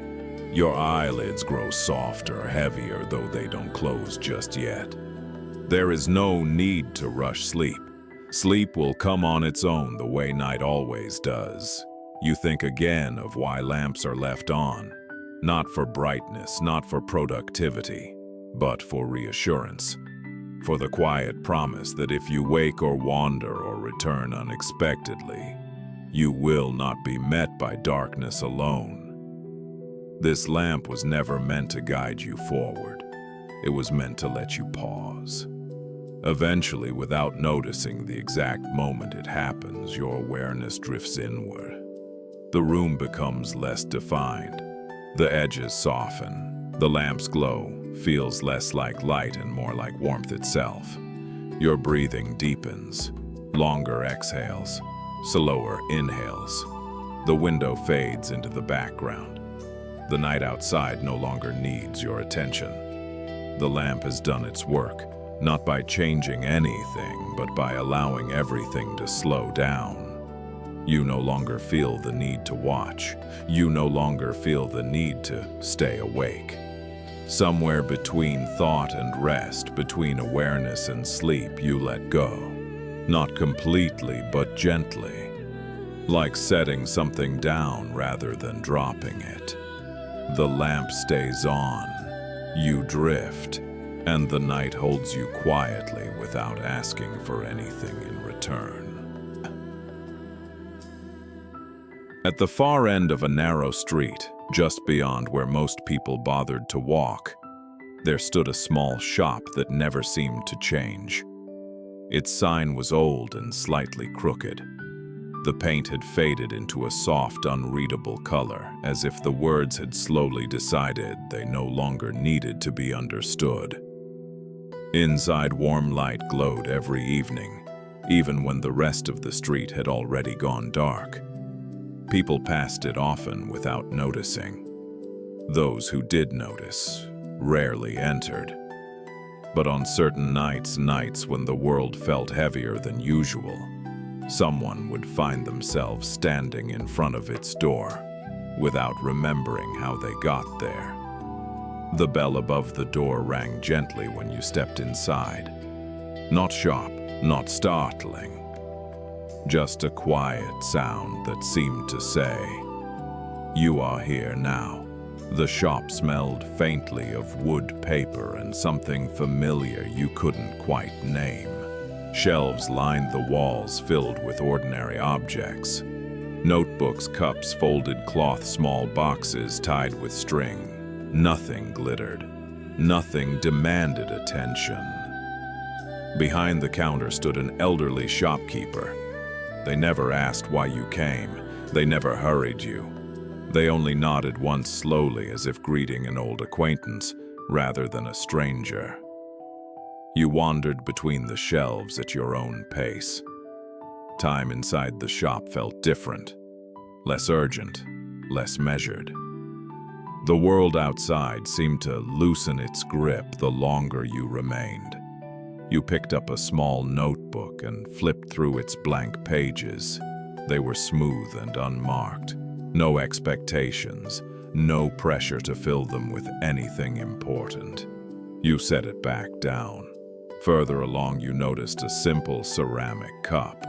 It fit perfectly in your hand, warm despite having no reason to be. Holding it, you felt a quiet memory stir mornings without rushing, evenings without plans. You placed it gently back on the shelf. Nothing here needed to be bought. That realization settled slowly, like a breath you hadn't known you were holding. The shopkeeper watched without watching, present without intruding. When your eyes met theirs, there was no question in their expression, only understanding. Eventually, you stopped moving. You stood still in the center of the shop, surrounded by objects that asked nothing from you. In that stillness, something inside you softened. The constant effort of becoming, fixing, proving began to fade. You were allowed to simply exist. The bell rang again as you stepped back outside, though you didn't remember opening the door. The street looked the same as before, yet quieter somehow. The shop behind you stood unchanged, light, glowing steadily. When you turned to look again, it was already harder to notice. But you carried something with you, not an object, not a lesson. Just a gentle sense that somewhere at the end of a quiet street, there was a place where nothing was required of you at all. That night, long after you returned home, the shop stayed with you.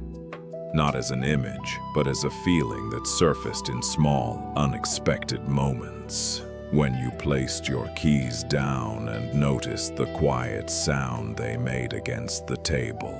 When you poured water into a glass and watched the surface settle before you drank. When you sat on the edge of your bed and for once did not reach immediately for your phone. Something had shifted subtly, gently. You slept more deeply than usual. Not because the day had been easy, but because your mind no longer felt the need to hold every thought at once. The night passed like a slow river, and when morning came, it arrived without urgency. Days went on. Life as it does resumed its patterns. Messages needed replies. Work asked for attention. Small frustrations returned, tapping at your patience.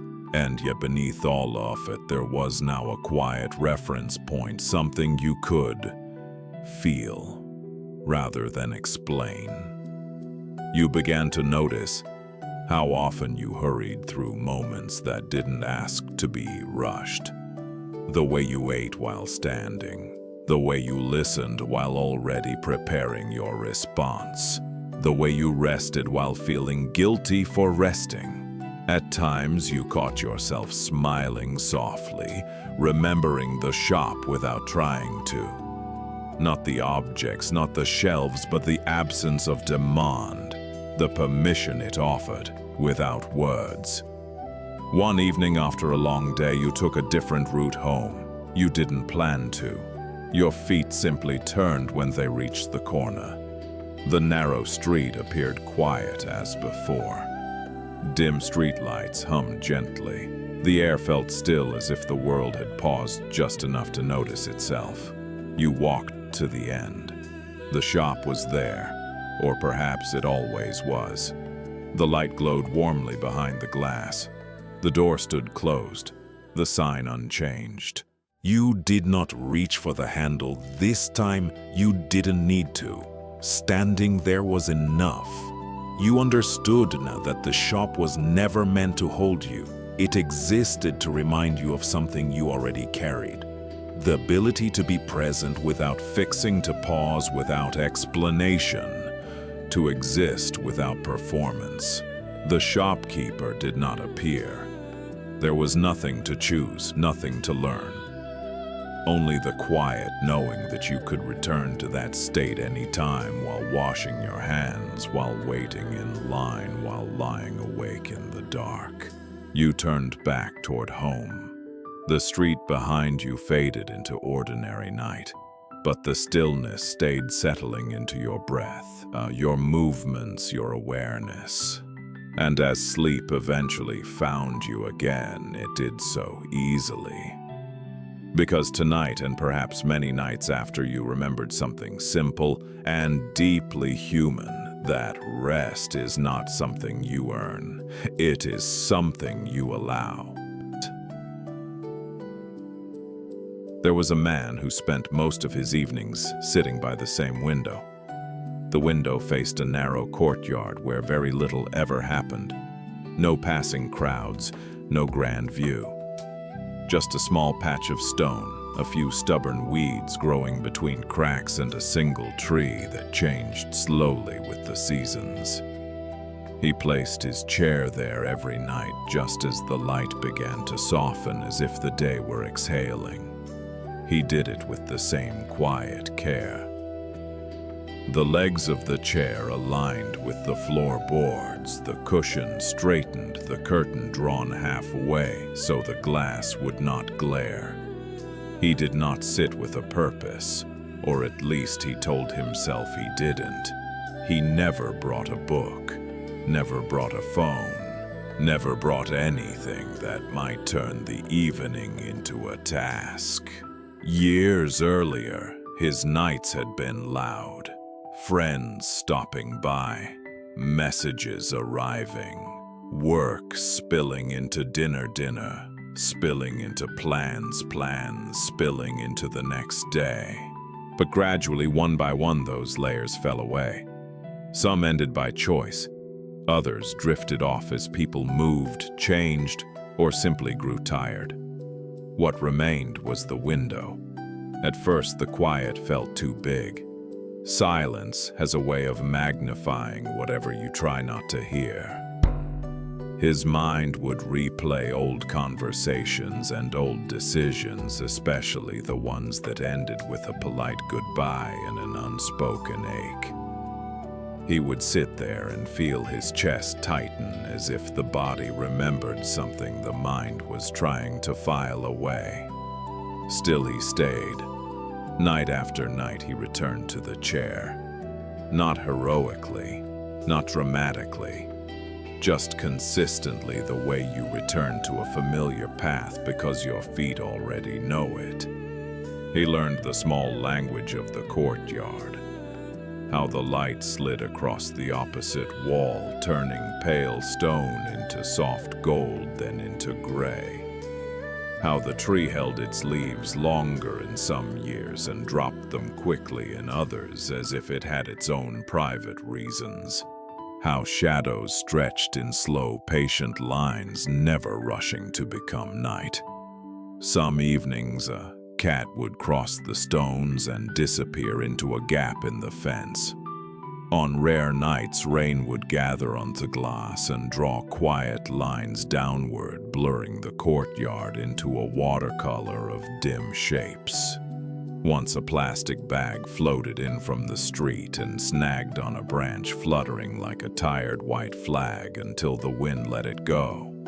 Over time, the man stopped trying to use the silence.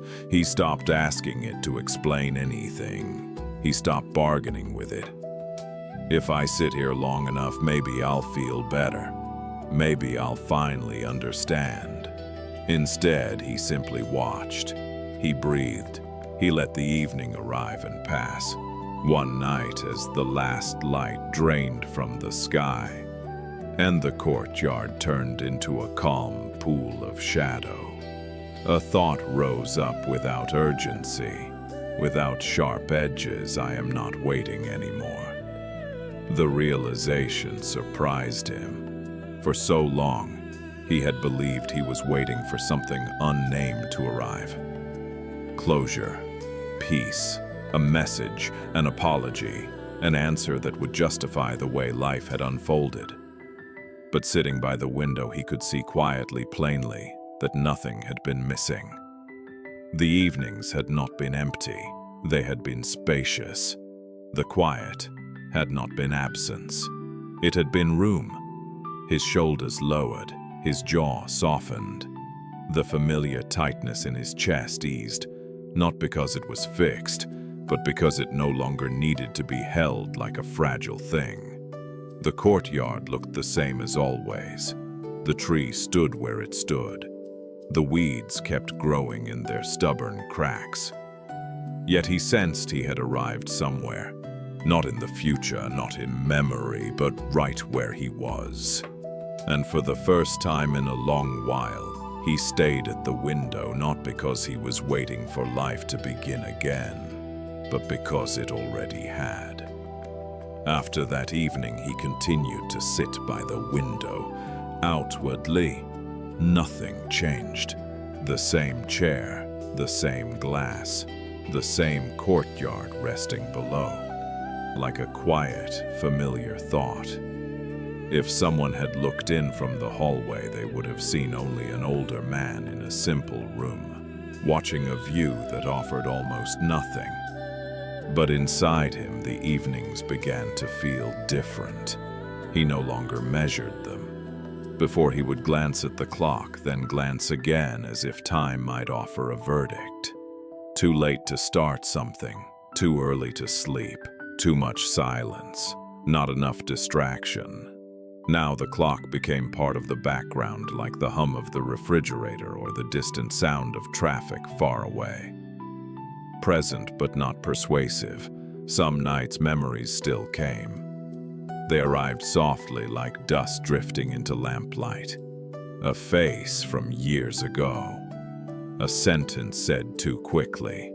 A door that closed with more finality than he expected. The old instinct was to grab those memories and turn them over, searching for the one correct interpretation that would make them harmless. Instead, he let them pass. He discovered that most thoughts don't want to be solved. They want to be noticed, then released. Like the cat that crossed the courtyard and vanished again, leaving only the impression of movement. Other nights there were no memories at all, only the sensation of breathing. The weight of his body in the chair, the quiet change in the air as night deepened. He would feel the temperature drop slightly, then settle.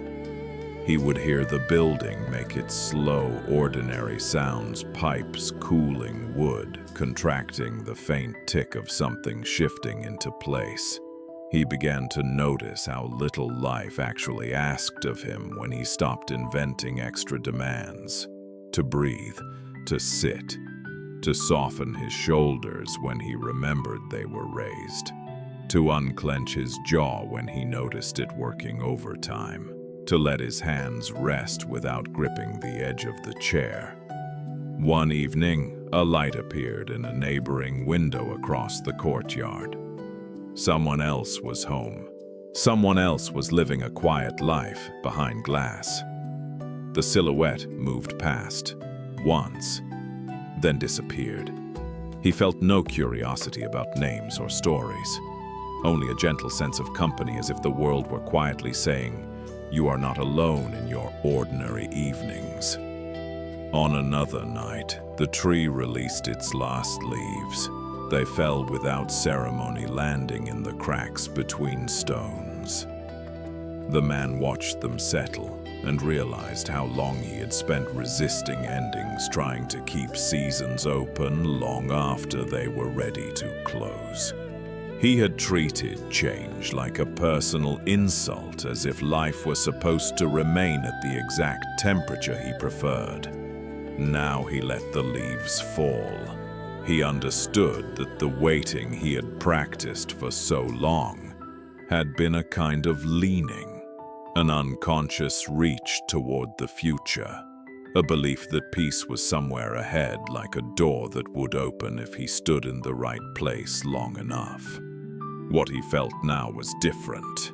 This was a waiting with no destination, a waiting that did not strain forward. It felt more like resting, like placing a heavy bag on the floor and realizing the floor will hold it without argument. The man began to see how many people spend their lives preparing to live, saving energy, saving courage, saving themselves for a later time when everything will finally feel right. He had done the same. He had postponed simplicity as if it were something he needed to earn. But here, by the window, life had been happening all along in the smallest details no one would ever record. In the way light moved, in the way the courtyard returned to itself every night, in the way breath continued whether he approved of it or not. When he finally rose from the chair and turned off the lamp, there was no sense of loss. The window would be there tomorrow. So would the courtyard. So would this quiet way of being. Later, when sleep found him, it did not feel like escape. It felt like continuation, a gentle closing of the eyes, trusting that nothing important was being missed, trusting that the night could carry everything without forcing him to hold it. And in that trust, the last habit of waiting loosened. Living quiet, unremarkable and complete, took its place. You did not intend to walk home that evening. The day had already taken more than you expected. Your body carried a quiet fatigue, not sharp enough to complain, but deep enough to slow every movement. The usual instinct was to take the quickest route, the familiar one that asked nothing of you except arrival. But when you reached the corner, something in you hesitated. The street ahead was longer, quieter, less efficient. You turned anyway. The path stretched out in a gentle curve lined with old buildings whose windows glowed unevenly. Some held warm light and movement. Others were dark, their silence complete. The pavement beneath your feet was cracked in places uneven, reminding you to pay attention with each step. At first, your mind stayed busy. It replayed the day in fragments. A sentence you wished you had said differently. A task left unfinished. A moment when you nodded instead of speaking. These thoughts rose automatically, like a habit that didn't yet know it was no longer needed. You kept walking. The rhythm of your steps began to soften the noise. One foot, then the other, breath in, breath out. The world narrowed to a manageable size, just enough to include the sound of your shoes against the ground and the air moving past your face. A shop you had never noticed before stood halfway down the street. Its lights were still on, though the hour was late. Inside, someone was slowly stacking chairs unhurried, as if time had loosened its grip on them. You watched for a moment through the glass, then continued on. Further along, a bus stop sat empty beneath a flickering light. A folded piece of paper lay near the bench, damp from the evening air. You wondered briefly who had left it there, then let the thought pass without finishing it. The walk grew quieter as you moved away from the center of things. Your shoulders lowered without instruction. Your breathing deepened on its own. You noticed how your hands, which often held tension without permission, had relaxed at your sides. Something about walking without urgency made space for a different kind of noticing. The way light spilled onto the pavement from a second-floor window. The soft echo of a door closing somewhere behind you. The distant sound of a train passing too far away to be relevant, yet comforting all the same. Halfway home, you realized you were no longer thinking about arriving. The idea surprised you.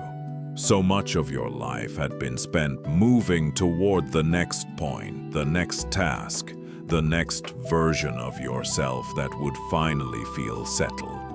Walking like this, without rushing, without destination pressing on, you felt unfamiliar and strangely kind. Your body seemed to recognize it before your mind did. You slowed further, not out of exhaustion, but out of permission. The street ahead curved again, disappearing from view. You didn't try to imagine what waited beyond it. For once, it was enough to place your foot down and feel the ground receive it. The walk was doing something subtle.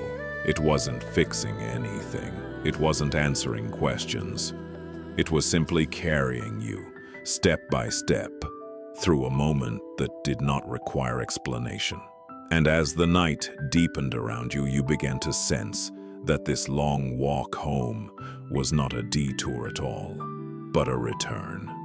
You continued walking, though the idea of continuing no longer felt like effort. The street unfolded ahead of you in quiet segments, each one offering itself without demand. A pool of light beneath a street lamp, a stretch of shadow where the pavement cooled, a faint breeze that moved through just long enough to be noticed, then slipped away. Your steps remained slow, not careful, not hesitant, simply unhurried. You became aware of how rarely you allow yourself this pace. How often movement is treated as a means to an end rather than an experience in itself. Walking is usually about getting somewhere. Tonight it was about being here in this stretch of time that asked for nothing more than presence.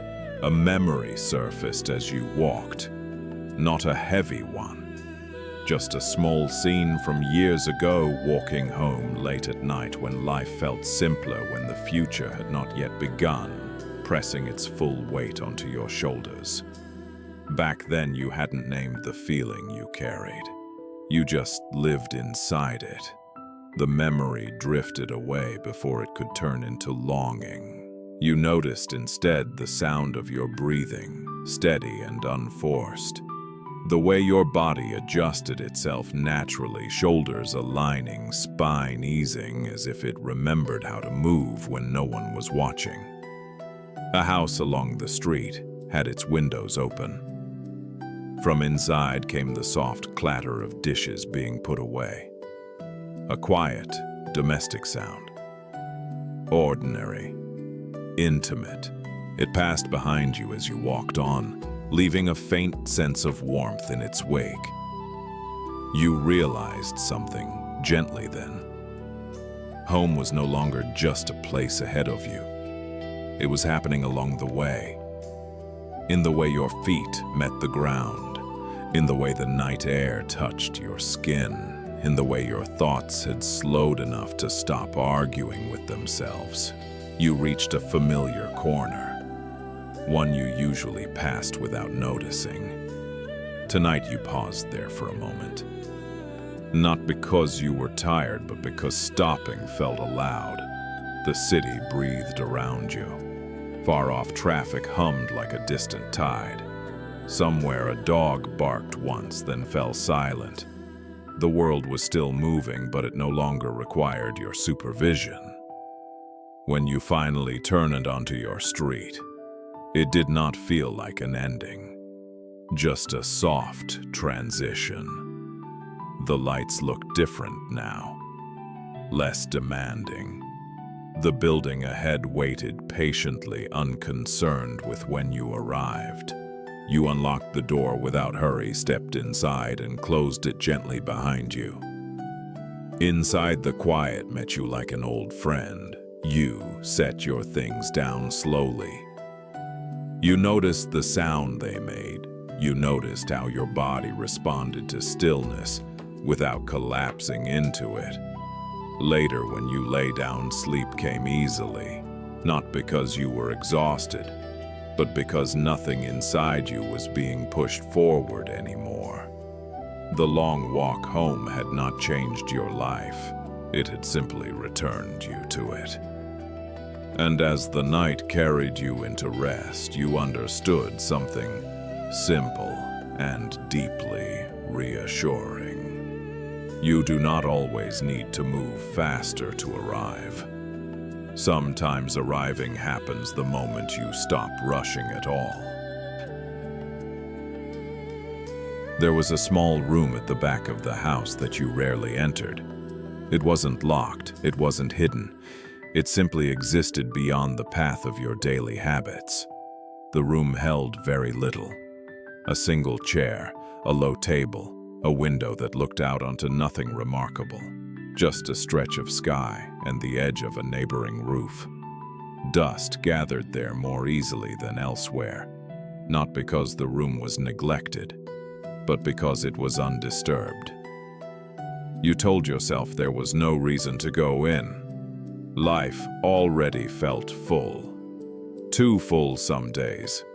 The other rooms carried their own weight, work spilling onto surfaces, objects left where you meant to return to them, reminders of conversations that never quite finished.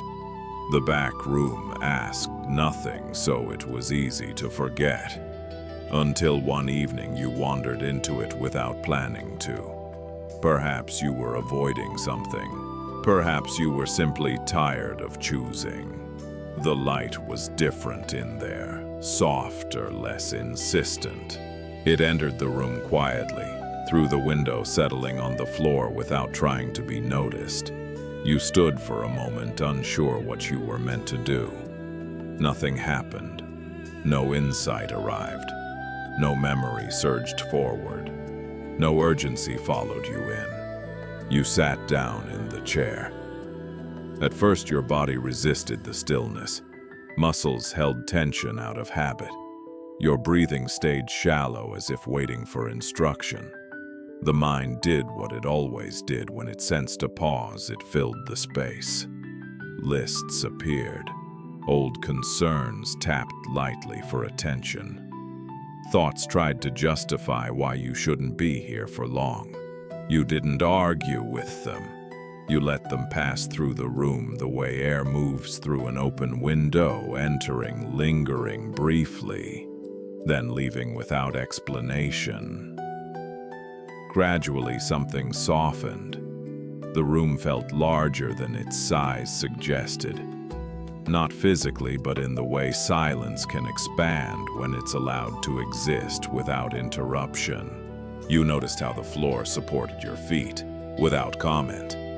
How the chair held your weight without expectation. The quiet here wasn't empty. It was unused. That distinction mattered more than you realized. You began to sense how rarely you allowed space to exist without assigning it a function. Even rest was often tasked with a purpose, recovering, preparing, becoming better by morning. But this room did not care what you would do next. It did not ask you to improve. It did not remind you of what was unfinished. It did not measure your worth by productivity or progress. It simply held you. You noticed your breathing deepen on its own. Your shoulders released tension they had been carrying so long. They no longer felt heavy, just normal. Time moved differently here. Not slower exactly, but less divided. You weren't spending it. You were inside it. A quiet realization surfaced, not as a thought, but as a felt understanding. This room had always been available. You had walked past it countless times, not because it lacked value, but because it offered no demand to pull you inside. You stayed longer than you meant to, and when you eventually stood to leave, the room did not cling to you. It did not ask you to promise a return. It remained exactly as it was, still patient, unconcerned. As you stepped back into the rest of the house, you carried something subtle with you. Not calm in the dramatic sense, not clarity that needed explanation. Just the knowledge that somewhere within your life, perhaps even within yourself, there existed a space that was never truly empty, only waiting to be entered. After that evening, the room did not call out to you. It did not intrude on your thoughts or ask to be revisited. It remained where it was quiet, unassuming, untouched by the urgency that filled the rest of the house. And yet you found yourself thinking of it, not as a place you needed to return to, but as a reminder that lingered gently in the background of your days. You noticed it in small moments. When you paused before answering a question and realized the pause itself felt complete. When you stood in the kitchen, waiting for water to boil and did not reach for distraction. When you sat on the edge of your bed at night and felt no need to hurry into sleep. The room had shown you something simple. That stillness does not need to be earned. That quiet does not need to be justified. You began to see how often you filled every space, physical and internal, with something, anything, to avoid the discomfort of emptiness. Noise while working, music while resting, thoughts while breathing. But the room had not been empty at all. It had been full of permission. One afternoon, you stepped into it again. This time you did not hesitate. You did not wonder what you were supposed to do there. You sat, and that was enough. The light moved across the floor as it always had, indifferent to your presence, yet somehow companionable. You felt emotions surface that had been waiting for space. Not dramatic ones, just subtle textures, tiredness without complaint, sadness without a story, relief without explanation. They arose, lingered briefly, and passed on their own. You did not label them, you did not analyze, you let the room hold them. In that holding, you realized how much effort you had spent trying to manage yourself, correcting feelings, adjusting reactions, steering your inner world towards something more acceptable. Here, nothing needed steering. The room did not demand positivity. It did not resist discomfort. It did not reward insight. It simply allowed. Over time, this way of being began to follow you out of the room, into conversations where you listened without planning your response, into moments of rest where you stopped negotiating with guilt, into days that were imperfect but no longer felt incomplete. The house did not change, the room did not change, but your relationship to space did. You learned that emptiness is not a problem to solve. It is an invitation to soften, to stop performing, to let life arrive without interference. That night, as you lay down to sleep, the room felt near, not physically, but in the way the breath feels near, familiar, always available. Sleep came easily, not because your thoughts had disappeared, but because they no longer demanded to be resolved before rest could begin. And as the night carried you forward, you understood something deeply comforting. There are places within your life and within yourself that do not need filling. They only need your willingness to sit quietly and let them be. There was a wooden bench along the river that most people never noticed. It sat slightly apart from the main path, turned at an angle that made it less convenient than the others. Joggers passed it without slowing. Cyclists barely glanced its way. Even those who walked slowly tended to choose benches that faced the path where movement and life could be watched more easily. This bench faced the river. Not the dramatic part of it, not the wide bend where people took photos or the place where boats passed close to shore. This stretch of water moved quietly, steadily, without spectacle. It reflected the sky in muted tones and carried leaves, small branches, and the occasional ripple without comment. You found the bench one evening when your steps had no clear destination. The day had been full, though not in a memorable way. Conversations blended together. Tasks completed themselves without satisfaction. By the time you reached the river, you were tired in a way that rest alone did not immediately solve. You sat down without ceremony. The wood was cool beneath you. Not uncomfortable, just honest. It reminded you that the day had passed and the evening had arrived, whether you were ready or not. For a while you watched the water. Your mind tried to do what it always did. Narrate, compare, evaluate. Is this relaxing? Am I wasting time? Should I stay longer or leave now? The thoughts arrived in familiar patterns, well practiced and persuasive. You didn't push them away. You let the river move beneath them. The water carried reflections that never stayed still. Clouds shifted shape. Light dimmed gradually without announcement. A leaf spun briefly in an eddy, then released itself and drifted on. You noticed your breathing begin to slow, not because you intended it to. Not because you were practicing anything. It simply happened the way bodies adjust when they realize they are safe enough to pause. A couple walked past behind you, their voices fading as they moved on. Somewhere further upstream, water brushed against stone with a soft, repetitive sound. The river did not hurry. It did not pause. It did not try to be meaningful. It moved. Something about that steadiness settled you. You realized how often you demanded clarity from moments that were never meant to provide it. How frequently you expected stillness to fix you silence, to explain you rest, to justify itself.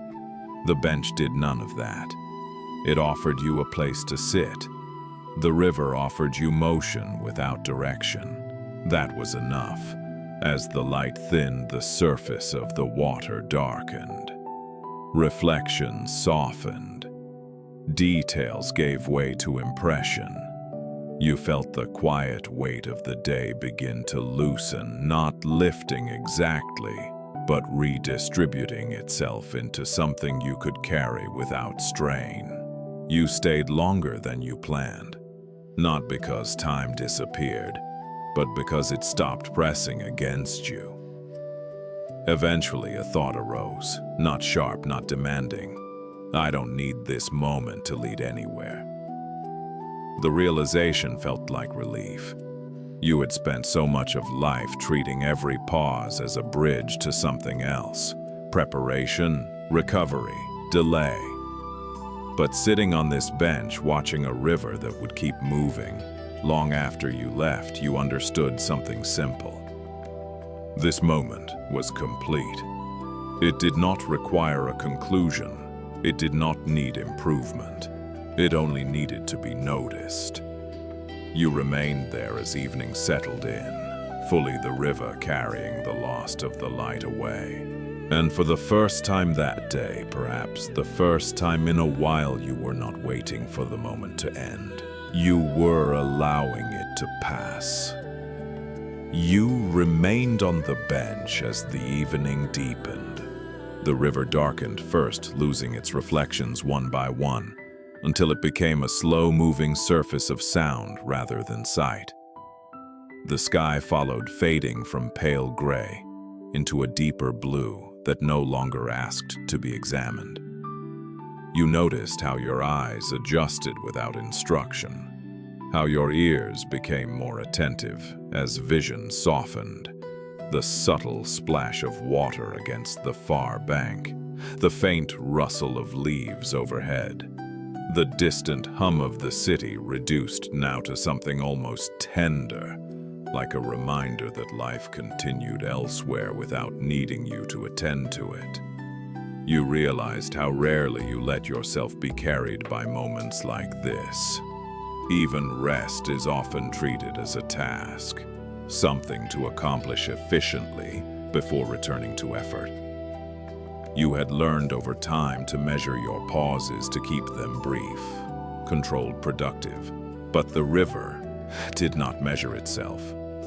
It did not pause to check whether it had flowed enough for the day. It did not rush to justify its movement. It carried what came to it and released it when the current changed. A memory surfaced quietly. Not a scene, not a story, just a familiar sensation.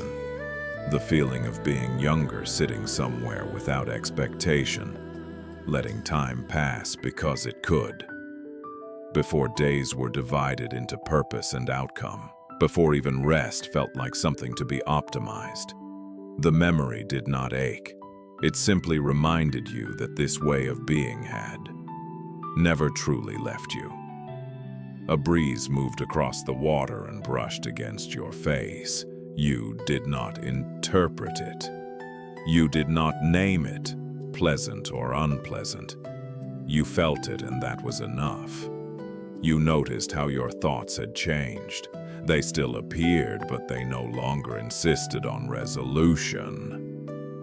A question arose, then drifted away. A concern passed through lighter than before, as if it had learned it would not be fed tonight. You understood then that peace had not arrived. It had been uncovered. It was what remained when nothing else demanded your attention. You sat with that understanding without trying to hold on to it. The river would not let you cling even if you tried. Everything it touched kept moving, water, leaves, light, sound, even you. Eventually you felt the quiet signal that it was time to stand. Not urgency, not obligation. Just a gentle readiness, like a breath reaching its natural end. You rose from the bench slowly. The wood creaked softly beneath you, acknowledging the shift without complaint. You looked once more at the river, not to memorize it, not to take anything with you, but to acknowledge that it would continue exactly as it was. And that was comforting. As you walked away, you noticed how your steps had changed. They were not lighter, they were steadier. Your body carried itself differently, as if it had remembered something essential about balance, about allowing weight without resisting it. The path back felt shorter, though you knew it wasn't. The difference was not distance, but effort. You were no longer pulling yourself forward. You were simply moving. Later, when night had fully settled and the world grew quieter still, the river returned to you, not as an image, but as a rhythm you felt inside your breathing, in the rise and fall of your chest, in the gentle continuity of awareness. Sleep came without negotiation, not because you were empty of thought, but because you no longer needed to manage them. They could flow, they could pass, they could be carried. And as you drifted into rest, one final understanding settled in, soft and unremarkable. You do not have to hold everything. Some things are meant to move through you. Like the river. Bunny! There was a lamp in your home that you rarely turned off. It stood in a corner of the room, not especially bright, not especially decorative. Its shade was slightly uneven, the fabric softened by years of use. The light it gave off was warm and modest, never strong enough to fill the room on its own. You told yourself you left it on for practical reasons, so the room wouldn't feel too dark when you returned late, so you wouldn't stumble if you woke in the night, so there would be something gentle waiting for you. But the truth was quieter than that. The lamp stayed on because it felt like company. You didn't remember when the habit began. Perhaps during a time when silence felt heavier than it does now. Perhaps when nights stretched longer and sleep came less easily.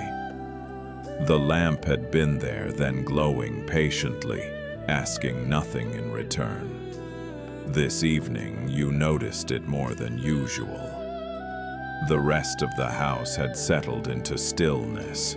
Outside, the sounds of the day had thinned, cars passing, less frequently voices fading into distance.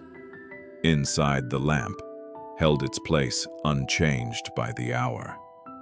You sat nearby, not directly beneath its light, but close enough to feel its presence. The edges of the room remained in shadow. The space between light and dark felt intentional, as if nothing was meant to be fully revealed. Your thoughts arrived slowly. Not the sharp, urgent ones, but the softer kind, unfinished reflections, moments from the day that hadn't found a place yet. A look someone gave you. A sentence that lingered longer than expected. The familiar question of whether you had done enough. You let these thoughts rest in the lamplight without examining them too closely. The glow did not judge. It did not brighten in response. It did not dim when you grew quiet. It simply remained. You noticed how rarely you allow things to remain without interacting with them. Lights are usually turned on for a purpose, then off again when that purpose is complete.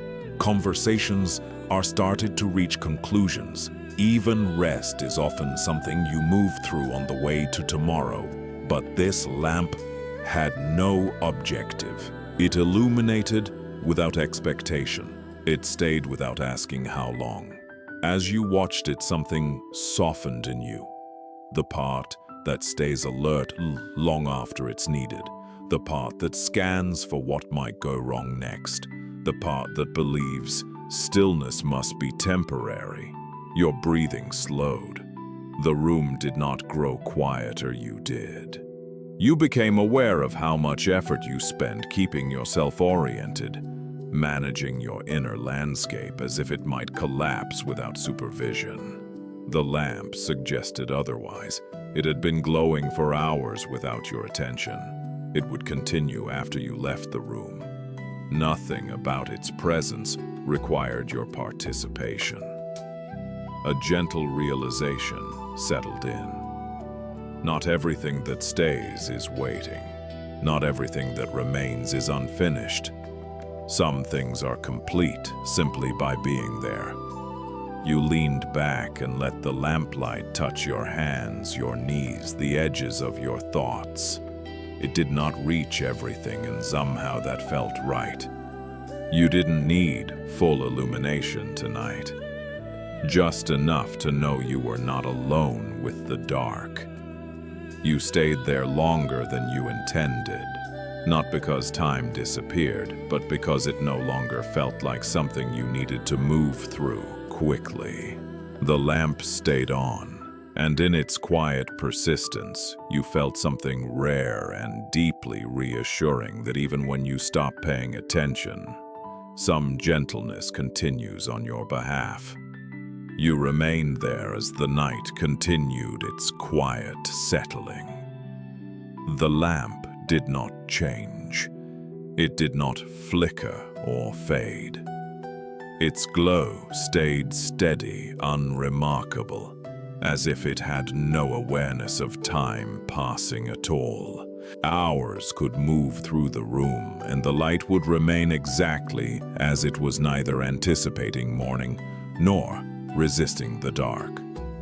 You noticed how your body responded to that steadiness. Your shoulders lowered further, the tension releasing in small stages rather than all at once. Your jaw softened. Even the space behind your eyes seemed to widen, as if it no longer needed to hold every thought so tightly. You had grown accustomed to monitoring things, checking whether the room was too bright or too dim, listening for sounds that might signal interruption, adjusting yourself constantly to match what you thought was required. But the lamp required nothing. It did not need you to confirm its usefulness. It did not need reassurance. It did not need to be managed. The light simply stayed. A memory surfaced gently. Not a specific night, but a familiar feeling. Being younger, waking up unexpectedly, and noticing a hallway light left on somewhere in the house. The quiet comfort of knowing someone else had been there, had thought ahead, had made the space safe without needing to explain it. The lamp carried that same feeling now. It did not promise protection. It did not offer solutions. It offered presence. You realized how rarely you allow yourself to be present in that way. To exist without scanning ahead. To remain without preparing for what comes next. Most nights, even rest is approached with strategy. How to fall asleep faster. How to wake up better. How to optimize the hours in between. Tonight, the lamp invited something different. Not effortless rest, but unmanaged rest. You let your gaze soften until the light blurred slightly its edges, melting into the surrounding darkness. The room felt less divided now, less light versus shadow, more of a continuous, gentle space. Your thoughts slowed further. They no longer lined up for attention. They drifted through, one at a time, then drifted out again, leaving no trace behind them. The habit of holding on loosened without resistance. You sensed, rather than thought, that nothing would be lost if you stopped watching. The lamp had been glowing long before you noticed it this evening. It would continue long after you turned away. Its presence was not dependent on your awareness. That realization settled deeply. You could rest without maintaining vigilance. You could let the night carry itself. Eventually, you stood and moved toward the bedroom. The lamp remained behind unchanged, casting its quiet circle of light. You did not turn it off. There was no need to. As you lay down, the glow reached you faintly from the other room. Just enough to register, not enough to keep you awake. It felt like a soft reassurance rather than a distraction. Your breathing slowed into a steady rhythm. In, out. The lamp no longer occupied your thoughts. It didn't need to. Its work was not to be observed, but to exist. Sleep arrived gently without negotiation, and as you drifted, one final understanding settled in quiet and complete. You do not have to watch over everything. Some light remains even when you stop looking. You notice the bus because it arrives without urgency. Its headlights sweep gently across the empty stop, illuminating the bench, the posted schedule, the quiet stretch of road that seems to belong only to this hour. The engine idles with a low, steady sound, not impatient, not hurried, just present. You weren't sure you would catch it. The evening had unfolded slowly, one small delay leading into another.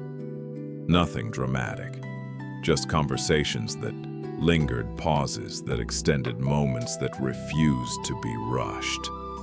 By the time you reached the stop, the sky had darkened fully, the kind of dark that feels settled rather than unfinished. You step onto the bus and feel the warmth immediately. It's subtle, not overheated. The kind of warmth that suggests routine. This bus has been doing this route for years, carrying tired people home without comment. The driver nods without looking up. No words are exchanged. None are needed. You choose a seat near the middle, not too close to the front where light is brighter. Not too far back where shadows collect. The seat cushion sighs softly as you sit down, shaped by countless other evenings like this one. The window beside you reflects your outline, faintly, not sharp enough to study, just enough to register that you're here. The bus pulls away. Outside, the city slides past in fragments. Closed storefronts, a single light left on in an office building, a cafe stacking chairs inside, preparing to end its day. Each scene appears briefly, then disappears, replaced by the next. You do not try to follow them. The bus moves with a rhythm that settles into your body. Stop, start, turn, glide. The motion is predictable in the most comforting way, like rocking without intention. A few other passengers are scattered throughout the bus. No one speaks. Someone leans their head against the window, eyes already closed. Someone else stares straight ahead, not at anything in particular. Everyone seems wrapped in their own quiet, united by nothing more than direction.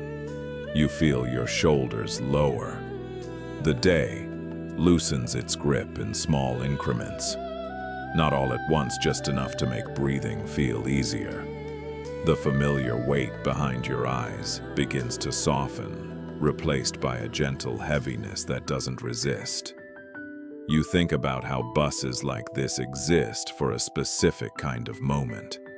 Not the beginning of the day, not the rush of evening.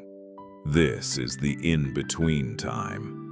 The hour when effort gives way to return, when no one expects you to be impressive, productive, or alert. The bus does not ask how your day went. It does not care whether you used your time well. It does not measure worth or success. It simply carries you. The streetlights outside stretch into long, quiet lines as the bus moves beneath them. Their glow slides across the floor, across your shoes, across the empty seat beside you. Light appears, then leaves without explanation. You rest your hands in your lap and let the movement do the work. The thought occurs not sharply, not insistently, that you are exactly where you need to be. Not because this moment is special, but because it requires nothing from you. The bus continues on. You do not check how many stops remain. You do not calculate arrival time. For now, it's enough to be held by the motion, by the steady hum, by the quiet understanding that this part of the day is allowed to fade without ceremony. The last bus of the evening carries you gently forward, not towards something urgent, but away from everything that can wait. And for the first time since the day began, you are not trying to get anywhere faster.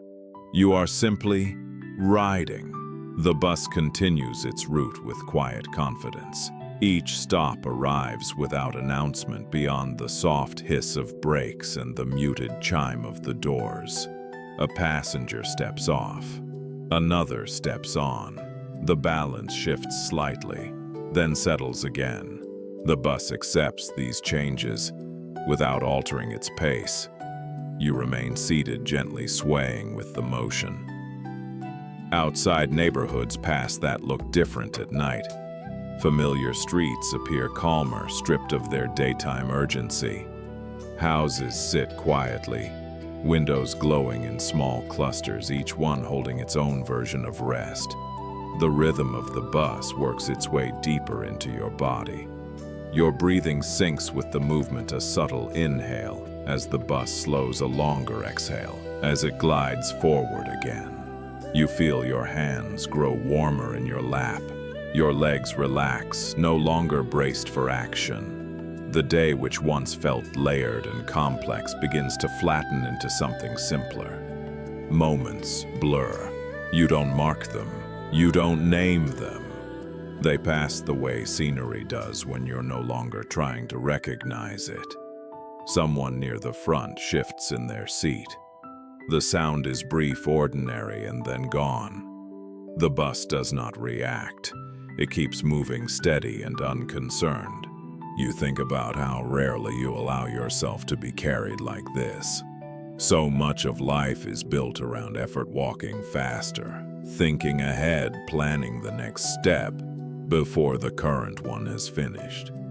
Even rest often feels like something you have to manage carefully, making sure it's efficient enough to justify itself. But this bus does not ask you to participate. It does not need your attention to function. It does not require your input to continue. It simply does what it has always done, connects one place to another one. Tired evening to the quiet of home. Your eyelids grow heavier. Not heavy enough to close completely. Just enough to soften the world. The lights inside the bus seem warmer now, or perhaps your eyes have adjusted. Reflections slide across the windows, overlapping with the darkness outside, creating shapes that don't need to be understood. You realize that this is a kind of rest you don't often name. Not sleep, not distraction, but surrender brief, harmless, deeply human. You let the bus take the weight of moving you forward. You let the route decide the path. You trust that when your stop arrives, it will be there exactly where it always is. There is relief in that trust. You don't have to watch for it yet. You don't have to prepare. For now, the bus holds you between where you've been and where you're going. Eventually, the familiar stretch of road approaches. You feel it before you see it, a subtle recognition, a shift in awareness. The bus slows, the doors open, cool air slips inside. You stand steady and unhurried. As you step off, the bus waits patiently, then moves on. Its lights recede, its sound fading into the night. It will continue its route without you carrying someone else home in the same quiet way. You pause on the sidewalk for a moment. The ride lingers, not as memory but as feeling. A sense of having been supported without needing to explain yourself. Of arriving, not through effort, but through allowance. When you turn toward home, your steps feel different. Not lighter, just less burdened. Later, as you lie down to rest, the gentle sway of the bus returns briefly in your body. A familiar rhythm, echoing softly in your breath. Sleep comes without resistance, because tonight you remembered something simple and deeply reassuring. You do not always have to move yourself forward. Sometimes it's enough to let yourself be carried. You notice the sound before you notice the door. It isn't loud, it isn't sharp. Just a gentle click, followed by the faint brush of wood settling into its frame. The kind of sound that doesn't demand attention, yet somehow asks to be acknowledged. You stand still for a moment, listening to what follows. Nothing does. The room beyond the door remains quiet. Whatever was happening on the other side has finished without ceremony. No voices trailing off, no footsteps retreating, just an ending that arrives the way a breath ends naturally without emphasis. You hadn't planned for the door to close just then. It happened as part of the evening's slow unwinding. A conversation had reached its natural pause. A task had been completed without satisfaction or regret. The door simply followed, responding to the shift without needing instruction. You walk closer. The handle is cool beneath your hand, not cold, just untouched. You don't turn it. You don't test whether it's locked. The door doesn't feel closed to you. It feels closed with you. You lean lightly against the wall beside it and exhale. There is something relieving about a door that closes softly. It doesn't slam. It doesn't announce finality. It doesn't make you wonder if you should reopen it to check something one last time. It simply signals that something has ended gently. You think about how many endings in your life have felt louder than necessary.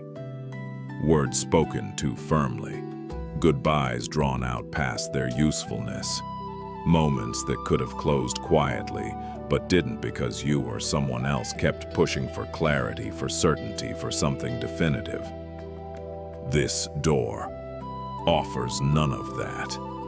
It stands where it stands, unremarkable, steady. The space around it feels calmer now, as if the air itself has settled into a new shape. You notice your breathing slow. The chest releases first, then the shoulders, then the subtle tension you hadn't realized was being held behind your eyes. You realize how often you leave doors open physically, emotionally, mentally, just in case you need to return, just in case something changes, just in case closure proves premature. But this door is closed without asking for permission, and nothing bad has happened. The room you're in feels complete, not cut off. The silence is supportive rather than hollow. It doesn't rush to be filled. It doesn't echo. It rests. You step away from the door and move further into the room, noticing how the space feels different now. More contained, more intentional, like a thought that has finished forming and no longer needs revision. The light here seems softer, or perhaps your eyes have adjusted. Either way, the edges of things feel less demanding. Shadows settle where they fall. You sit down not because you're tired, but because sitting feels appropriate. The chair meets you without protest. The floor holds steady beneath it. You realize that closure does not always arrive with understanding. Sometimes it arrives with quiet. And that is enough. The door remains closed behind you, not as a barrier, but as a gentle boundary, holding one moment where it belongs so this one can exist without interference. You stay there breathing, letting the evening finish its work. Not everything needs to remain open. Some things are meant to end softly. And when they do, the space they leave behind can finally rest. You stay where you are for a while. The door does not call for attention. It does not creak or shift. It simply remains closed, doing its quiet work without supervision. The absence of sound feels intentional, as if the room has agreed to hold the silence gently. You become aware of how different the air feels now. Not thinner, not heavier, just settled. The space no longer feels divided by what might return. There is no sense of waiting for interruption, no anticipation of footsteps approaching from the other side. Whatever belonged to that door has been given a place to rest. You notice how your body responds to this subtle boundary. Your posture eases, your breathing deepens, your thoughts stop circling back toward what has already finished. It occurs to you how rarely you allow things to end without revisiting them. How often you reopen doors in your mind, replaying conversations, revising decisions, checking for missed details long after the moment has passed. But the door behind you does not reopen, and nothing collapses because of it. You feel a quiet sense of permission take shape. Not permission to forget, but permission to stop holding on, to trust that what has ended does not require constant maintenance to remain meaningful. The room seems to expand slightly, not in size but in ease. The walls feel less insistent. The corners blur gently. Light settles into a softer pattern as if it too has relaxed. You shift in your seat and notice how natural the movement feels. No urgency accompanies it. No inner commentary follows. The body adjusts itself the way it knows how to when it no longer feels observed. A memory passes through brief and unformed. Not the event itself, but the feeling of letting something go without understanding it completely. The relief that followed. The quiet that came after the noise ended. You realize how much energy is spent resisting endings that have already arrived. Trying to keep things open doesn't preserve them, it only keeps them unfinished. The door has shown you another way. A way where closure does not mean loss. Where ending does not mean erasing. It means placing something down gently, trusting the surface beneath it to hold. You stand and move through the room, the floor steady underfoot. Each step feels unencumbered, as if you are carrying less without having intentionally set anything aside. You do not look back at the door. There is no need to check. Later, when you prepare for sleep, the feeling stays with you. Not as a thought, but as a quiet steadiness. A sense that tonight does not require review or repair. You lie down and let the darkness gather. The door remains closed somewhere in the house, holding its moment securely. You are not separated from it. You are simply no longer inside it. Sleep arrives without resistance, because nothing is left unfinished here. The door has closed softly, and what remains is enough. You notice it as you're about to turn away. One window still lit high above the street. Every other floor has gone dark. Offices emptied, hallways quieted. Whatever noise the building held earlier has thinned into something barely perceptible. But that light remains. It doesn't shine brightly. It doesn't flicker. It simply holds its place against the dark facade, steady and unremarkable. You stop walking. The night air feels cooler now, brushing against your face without urgency. The street is nearly empty. A distant car passes, sound softened by distance and time. The building stands still, its many windows dark except for that one. You wonder briefly who is still inside, not with curiosity sharp enough to form a story. Just a passing acknowledgement that someone else is awake somewhere above, living a quiet moment that will never intersect with yours. The thought doesn't linger. You lean against the railing nearby and let your gaze rest on the light. It feels oddly reassuring, not because it means anything in particular, but because it doesn't need to. The light is not dramatic. It is not symbolic. It simply exists, marking the end of a long day without announcing it. You think about how often you associate lights with activity, work being done, tasks unfinished, effort continuing into the night. But this light doesn't feel like that. It feels patient, unhurried, like someone tidying slowly, or sitting quietly, or simply waiting for the right moment to leave. You realize how rarely you allow yourself to linger at the end of things. Days are often treated as something to escape from as quickly as possible. Shut down, shut off, move on. There's little space given to the soft moments that come after everything important has already happened. But this light occupies that space. It stays when there is nothing left to prove.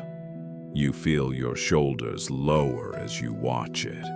The tension that gathered throughout the day loosens slightly, not because it's resolved, but because it no longer needs to be held so tightly. The building does not rush the light. It does not signal that it's time to go. It does not pressure it to turn off. The light stays until it's ready. You realize how comforting that idea feels, that you don't always have to finish your days cleanly, that you're allowed to linger in the quiet afterward. Not everything needs to end sharply. You breathe in slowly, then let the breath fall away. The night holds the building, the street the single lit window, and you each in its own place without comparison.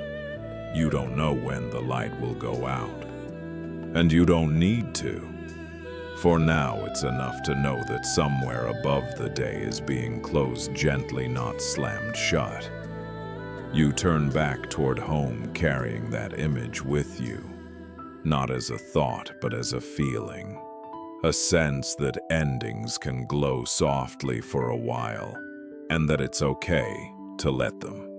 You walk on, but the image stays with you, not vividly, not insistently. It settles somewhere just behind your thoughts like a quiet presence that doesn't need to be revisited to be felt. Each step carries you farther from the building, yet the sense of that single light lingers steady and calm. The street grows quieter as you move away. Shops are closed now, windows reflect only darkness and your own passing shape. The city seems to have exhaled, releasing the last of its tension into the night. You feel that release echo softly inside you. You think about how often you measure your days by productivity, what was completed, what remained unfinished, what could have been done better. The light in the building did none of that. It did not justify its existence by staying on. It did not hurry to turn itself off once its usefulness had passed. It simply stayed until it didn't need to anymore. That thought moves through you, gently. You unlock your door and step inside, closing it with care. The sound is soft, final, without being harsh. Inside, the quiet meets you without judgment. The familiar shape of your space feels more welcoming than usual, as if it too has been waiting for the day to end properly. You set your things down slowly. You notice the weight of them. You notice the sound they make. There is no rush to do anything else. Later, as you prepare for bed, the image returns not as a picture but as a feeling, a sense that it is acceptable to remain awake for a moment longer, to let the day finish dissolving rather than forcing it to end. You lie down and let the darkness gather. Your breathing deepens naturally. The body recognizes the night for what it is, not a deadline, not a requirement, but a transition. A gentle crossing from effort into rest. Somewhere far away, the light in that building finally goes out. You don't see it happen, and that feels right. Endings don't always need witnesses. They don't require acknowledgement to be complete. Sometimes they finish quietly on your own time, without anyone marking the moment. You feel a similar easing inside you. The last thoughts of the day Drift away without resistance. The mind no longer scans for what was missed or what comes next. It settles content to let the night carry what remains. Sleep arrives softly, not as collapse, not as escape, but as continuation. The light has gone out, and in its absence, nothing feels lost, only rested. You realize you've been holding the book open for longer than you've been reading it. The pages rest lightly in your hands, barely moving. Your eyes linger on the same paragraph, not because it's difficult to understand, but because you're no longer trying to follow it closely. The words are there, but they've softened, losing their urgency. The room is quiet. A lamp glows nearby, casting just enough light to keep the page visible without demanding attention. Shadows settle into the corners, familiar and unbothered. Outside, the night continues its quiet work, unnoticed and unconcerned. You turn one more page, not because you need to know what happens next, but because the motion feels natural. The paper makes a soft sound as it moves, a small ritual that marks the slowing of the evening. You read a few lines. Then your gaze drifts. Your mind begins to wander, not sharply, not insistently. Thoughts arrive half-formed, blending with the words on the page. A sentence reminds you of something unrelated. A phrase dissolves before it finishes making sense. You don't pull your attention back. There is no need to. You notice how different this kind of reading feels. Earlier in the day, words are tools used to learn to decide to respond. Now they are something else entirely. A gentle companion. A background presence that keeps you anchored without requiring focus. The book rests easily in your hands. Its weight is familiar, comforting. You've read parts of it before. Other sections remain untouched. None of that feels important tonight. The story doesn't need to be completed to be enjoyed. You think about how many things in life are left unfinished. Conversations that pause instead of conclude. Plans that remain loose outlines. Thoughts that fade without resolution. This page belongs to that same category. It does not insist on being the last. It does not demand closure. It simply exists as the place where your attention happens to rest. Your breathing slows. In, out. The lines on the page blur slightly as your eyes soften. You blink, once then again. The words remain patient, waiting without expectation. You realize how rarely you allow yourself to stop in the middle of something without feeling the need to apologize to yourself, to finish the chapter, to reach a clear stopping point. But tonight, stopping early feels appropriate. The book has done what it needed to do. It has kept you company while the day released its grip. It has filled the quiet without crowding it. Now it is ready to rest as well. You slide a bookmark between the pages, not to mark progress, but to acknowledge where you are. The cover closes with a soft sound final without being definitive. You place the book on the table beside the bed. The lamp remains on for now, its light gentle, unassuming. You lie back and let the mattress support you fully. The day feels distant, its details already losing shape. You think briefly about the page you stopped on, then you don't. Sleep begins to gather quietly the way attention does when it's no longer needed elsewhere. The last page before sleep doesn't have to be the end of the story. It just needs to be enough for tonight. The light is still on, but it no longer feels necessary. Your eyes rest on the ceiling, not really seeing it, just aware that it's there. The edges of the room have softened. Objects remain in place, but they no longer ask to be identified. The world has begun to loosen its labels. Your body sinks a little deeper into the bed. There is a quiet satisfaction in this moment, the kind that doesn't come from accomplishment but from release. Nothing more needs to be done. Nothing is waiting urgently. Even tomorrow feels patient. You notice the rhythm of your breath again. In, out. Each breath seems to travel a little farther than the last, moving through places that held tension earlier in the day. Shoulders that carried weight now feel heavy in a different way. Jaw unclenches. Hands rest where they've chosen to rest. Fingers gently curled, no longer searching for purpose. The mind, too, begins to slow its movement. Thoughts still appear, but they arrive without momentum. One drifts in, lingers briefly, then dissolves before another fully forms. There is no storyline, now only fragments, an image, a color, a feeling, none of them asking to be followed. You remember something small from earlier today. Not important, not troubling, just a detail. It passes. Another memory surfaces, perhaps from years ago, perhaps from a dream. It feels distant, as if it belongs to someone else. You don't try to place it. You let it float by the way clouds move across a night sky you're not watching closely. There is a point somewhere between waking and sleep where effort becomes unnecessary. You are nearing that point now.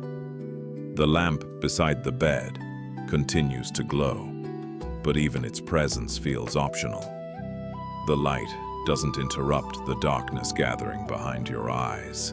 Instead, it blends with it, becoming part of the calm rather than opposing it. You think briefly about turning it off. The thought fades before it becomes an action. Your breathing deepens further. Each exhale seems to carry something away. Not in a dramatic sense, but gently, the way water smooths stones over time.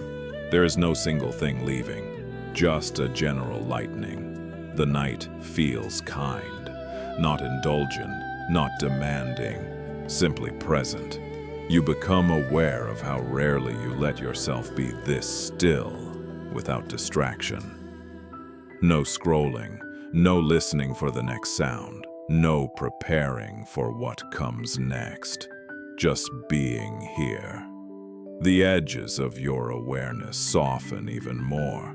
Sensations blur together: the weight of the blanket, the temperature of the air, the quiet hum of the room. None of them stand alone. They merge into a single steady comfort. Your thoughts grow quieter. When they appear now, they feel less like sentences and more like impressions. A sense of familiarity, a feeling of safety, a vague understanding that everything for this moment is fine. You don't hold on to that understanding. You don't need to. Sleep doesn't require belief. It doesn't ask for reassurance. It arrives when space is made for it, and space has been made. The mind begins to fold inward the way a page naturally curves when a book is closing. Not abruptly, not forcefully, just enough to signal that it's time to rest. The room seems to drift farther away. Sounds become indistinct. The boundary between inside and outside grows thin. The sense of time loosens, no longer measured in minutes or moments. You are not falling asleep. You are easing into it. There is a difference. Falling suggests loss of control. Easing suggests trust. Your body trusts the bed. Your breath trusts itself. Your mind trusts the night. Thoughts now come without edges, without language. They feel more like warmth than ideas, more like drifting than thinking. The story of today has ended not with a conclusion, but with a pause.